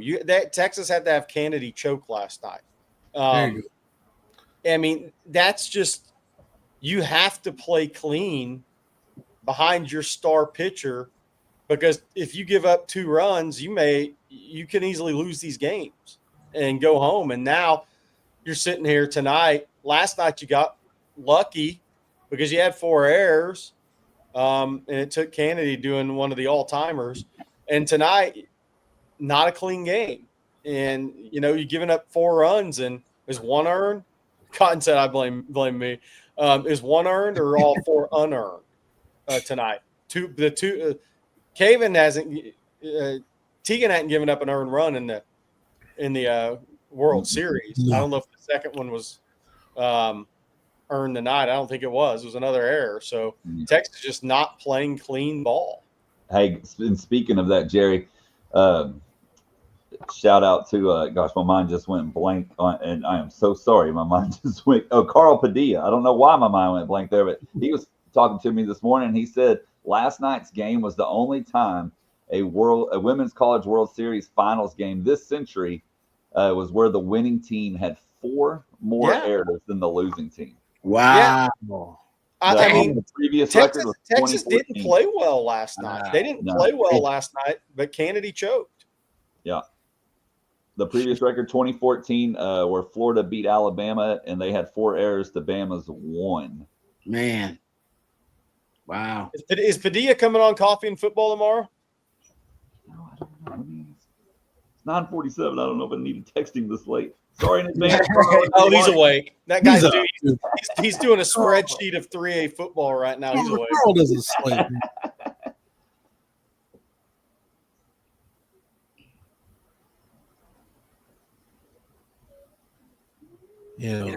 Carl's one of those guys that, man, there's been times I've talked to him during football season. He'll call me at like 1 in the morning. What is I driving back home from Fort Stockton? What the hell you doing?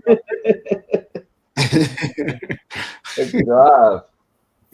Whew, there ain't nothing out there, but I'll tell you what, you haven't lived until you've been to a state championship weekend at AT&T Stadium, sitting next to a day like a quad header in between Jerry Hamilton and Carl Padilla. When you've done that, you've lived, man. We had some fun, some jokes that can't be said on here for sure. Jerry, there's one. I'm not going to repeat it, but there's one that you may have to answer for that at some point. It'll be after I take my final breath. Yeah, get canceled for it. There might be somebody with the book, like, about that. A little chat. We're sending you south. All right. Time for some Hail Marys. Yeah. I don't know if it's South, Jerry. That may be like the penalty box. For a minute. Mostly sports talk. Do we ride Tegan all game tomorrow? I think you have to. I think Tech and Texas are riding their aces and see who has enough left. Dance with what brung you. What are you going to save it for? I mean, here's the thing too. It looked like Kennedy was going to have 100+ pitch game, but she's gotten it together the last couple innings, and so her pitch count's right at 82. I mean, she threw 88 in 6 innings last night, and she looked like she was headed to a 100-pitch game after 4 innings, but she's brought that number way down, so it looks like she's going to be closer to about 90, 92 unless Texas mounts a charge here. Yeah. Cotton says, Rod, you need to rally cap that helmet. Oh, that's true. Hey, Rod, we had $100 super chat this morning. I didn't even have a lampshade. I'm in a hotel. I didn't have anything. We'll get Jerry one of the helmets from the co-op or something. Yeah. So Jerry can put one on when we do the $100 super chats in the morning show. Yeah. By the way, I walked into the team shop down by DKR today, and I only saw one jersey now. It's Manning. Oh, that's it. Yeah. Right. That's no right need. now. Well, they'll bring some more in. I'm sure if you went over to a co-op, they'd have more. But last year there was Quinn and Arch and maybe even a little remnants of Bijan, like shirt jerseys. I only saw one today. Yep. That makes sense. They got 2 years to maximize. Yeah, you know they're gonna be selling those things like hotcakes. Yeah, what's gonna be the second most popular jersey if you just looked at obviously Colin Simmons. Colin Simmons, yeah. Yeah. Simmons or Anthony Hill. Anthony Hill's a good one too. As Zero's Yeah. claim. Yeah. If this was me back in my like high school days, if I was now, I would be the sicko, be like, hey, I want my Trevor Gooseby jersey. Like, I need a lineman jersey. That is some sick stuff, man. My Trevor Goose picture. And to that, in 2023, I'd have been the one guy running around with like a Tavondre Sweat or a Byron Murphy jersey. A sweat jersey would have been clean though. That would have been like that. Yeah, Oronquist, that was just at the team shop under DKR. I think at Co-op they have more. Caleb, you're a good man for the Kelvin Banks jersey. Oh, okay. Oh, There you go. Whoa. Get a walk, get a homer, back in business. Whoa, okay. Hold up now. That fat lady need to calm down. Talk about unforced errors. That's what I used to do when I tried out for baseball. What she did is right there. That literally happened to me in tryouts like three different times where I would misjudge the skip and it would hit my glove and hit me in the face. And it happened like twice. And I was like, I'm not playing this sport. Hey, you're using your body to block the ball. That's routine right there. That's I used my face to block it. It don't matter. You knock it down. I had like a busted lip. My dad was like, what happened? I was like, I'm not playing baseball. Jerry, you know what you should do for the super chat for your instead of a helmet? It should get you a softball face mask. I'm thinking about that. It's like a little OTF logo, like right in the middle. That's clean. I like that idea. That's actually pretty cool. That's a good idea. Or maybe you can get like a hockey mask. I would do that. I need Edmonton Oilers goalie mask. Catcher's mask. The baseball. There's a Texas hockey team, isn't there? There's a Texas hockey team. But I love it. I went to like- my first hockey game last spring in person. It was like Phoenix's last few games before they checked out and went to Utah. They played in like a 4,000 seat arena. It was amazing. But because of that, I started watching the playoffs last year. And Edmonton Oilers have the best fan base in sports. I'm convinced of it. Like, I'm just, oh boy. Hey, hey, you know what? I might get that helmet, man. Hold up. Let me get that, right? Hold up. Let me get it close to me. Let me get If you haven't watched an Edmonton Oilers home game, hold up. Edmonton Oilers home games are unbelievable because not only do they pack the house, but they have thousands of people outside hanging out that they always pan the cameras to. Unbelievable fan base, man. I think Jerry, there's like the Oilers Flames rivalry in the NHL. It's almost like a college football rivalry. Yeah, because the Calgary people think, oh, Edmonton, they're a bunch of stuck up, city folk, and Edmonton people think, oh, Calgary, they're a bunch of rednecks and they enjoy their rodeos and whatnot. So it's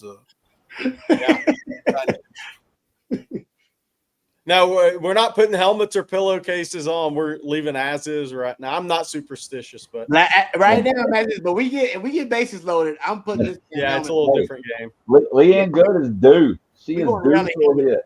Yeah. Of course, y'all had her on the other day, guys. Oh, that's good right there, huh? Yeah.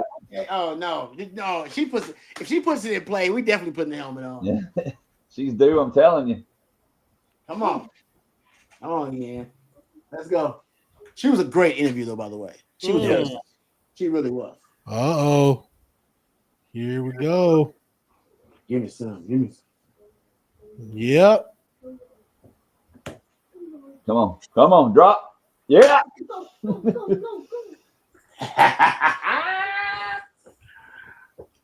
I told you she was due. Outs, tying run and scoring position.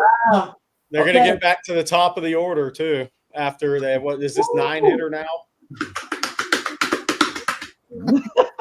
Rally Toopy.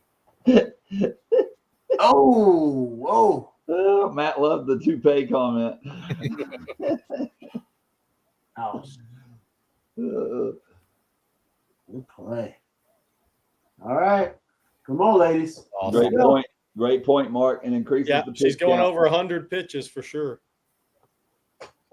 Man. That's right. 9-hitter. We're in 9-hole, right? Yep. Yeah, because Leanne's 8. Oh.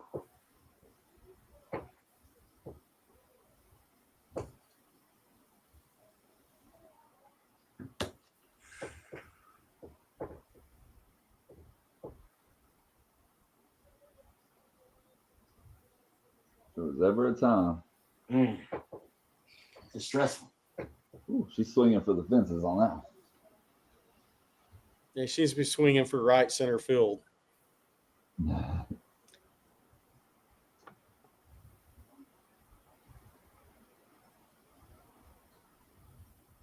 Ooh. Isn't that timing down? Look at that. 3 of 7 runs allowed in the 7th inning. Fatigue makes cowards of it all. Oh. Boy, she's getting that timing there. She is figuring it out. She's battling, man. Pitch 99 coming up here for Canada. Yeah.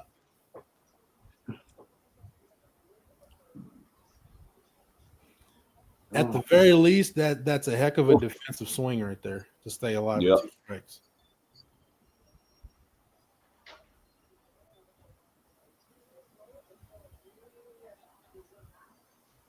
Man, she getting after it.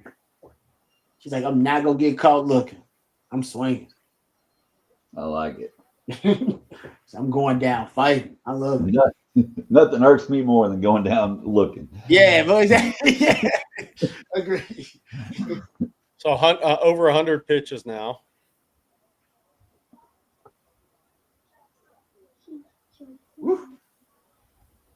No base running errors here. No base running errors. Just give yourself a chance. Don't run into trouble. Smart the base top of running. the order coming up.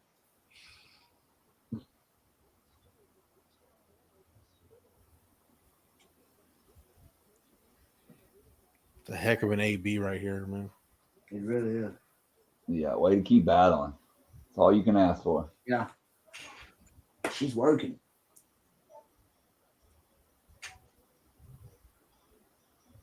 Yeah, coach, that was a foul. You couldn't tell? He might challenge you. Not gonna challenge him. He would if he could. And Ronnie Millsap could see that was off. So, there we go. Yes, sir. We'll take it. We'll take that. We'll Up take to it. 102. We'll take it. We'll take it. All right. Still got the tying run in scoring position. Ooh, let's go. Put the pressure on them. Top of the order up. Yep. Ooh, let's put the pressure on. Here we go.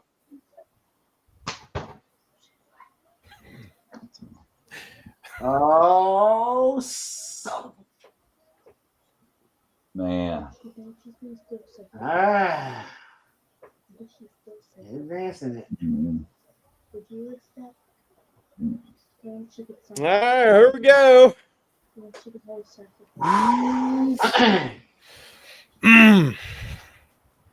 right. All right. Have they shown Cody Campbell once in the crowd? Oh no. I'll cut. Have they showed Brad Wesley? Not that I've seen.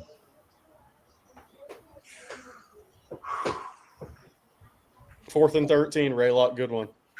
That's good. That's well done. Well done. Well done. Henry batting 404 on the season. Ooh. Mm. Nobody has any spit in the dugout. 0-2. Oh, come on, TV. I'm with you mostly. I thought that was a bit outside myself. Yeah. All right. Hey, that was a hell of a way to fight, though. I gotta tell you. Yeah. It made that interesting when I didn't think it was going to be. It was good. No. Well, the good news is you knocked at least some of that. You got that confidence back a little bit going into the final game. Mhm. That's true. And you drove her pitch count up. She's averaging now 90, probably 2 pitches over the last 2 nights per game. So, Yeah. man, They battled. they did. Yep.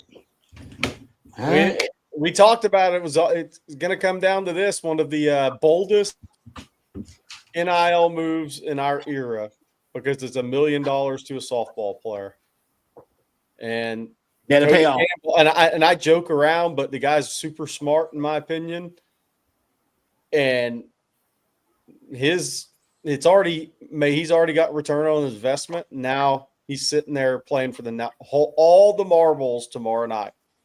Yeah. Oh, it's good exposure, no matter what. I mean, it's a brilliant NIL move in this sport, and super smart. And now with everything on the line tomorrow, he gets the ultimate or got him there and just wasn't quite enough. It's got to play cleaner. Texas has to play cleaner tomorrow. No, they got to cut down on enforced errors. Oh, I mean, think about how big that hit by pitch is now. Yeah, and a wild pitch after. You're tied without that. Yep. And then Mike White's got to answer. You know, Slaw said the other day that he said baseball is a beautiful but very cruel game, and the same applied here tonight for softball. Yep. All right, guys. All right. Well, we will be back tomorrow morning, bright and early, with coffee and football at 8:15. So for Jerry Hamilton, Rod Babers, and Jeff Howe, I'm Blake Monroe, and we'll see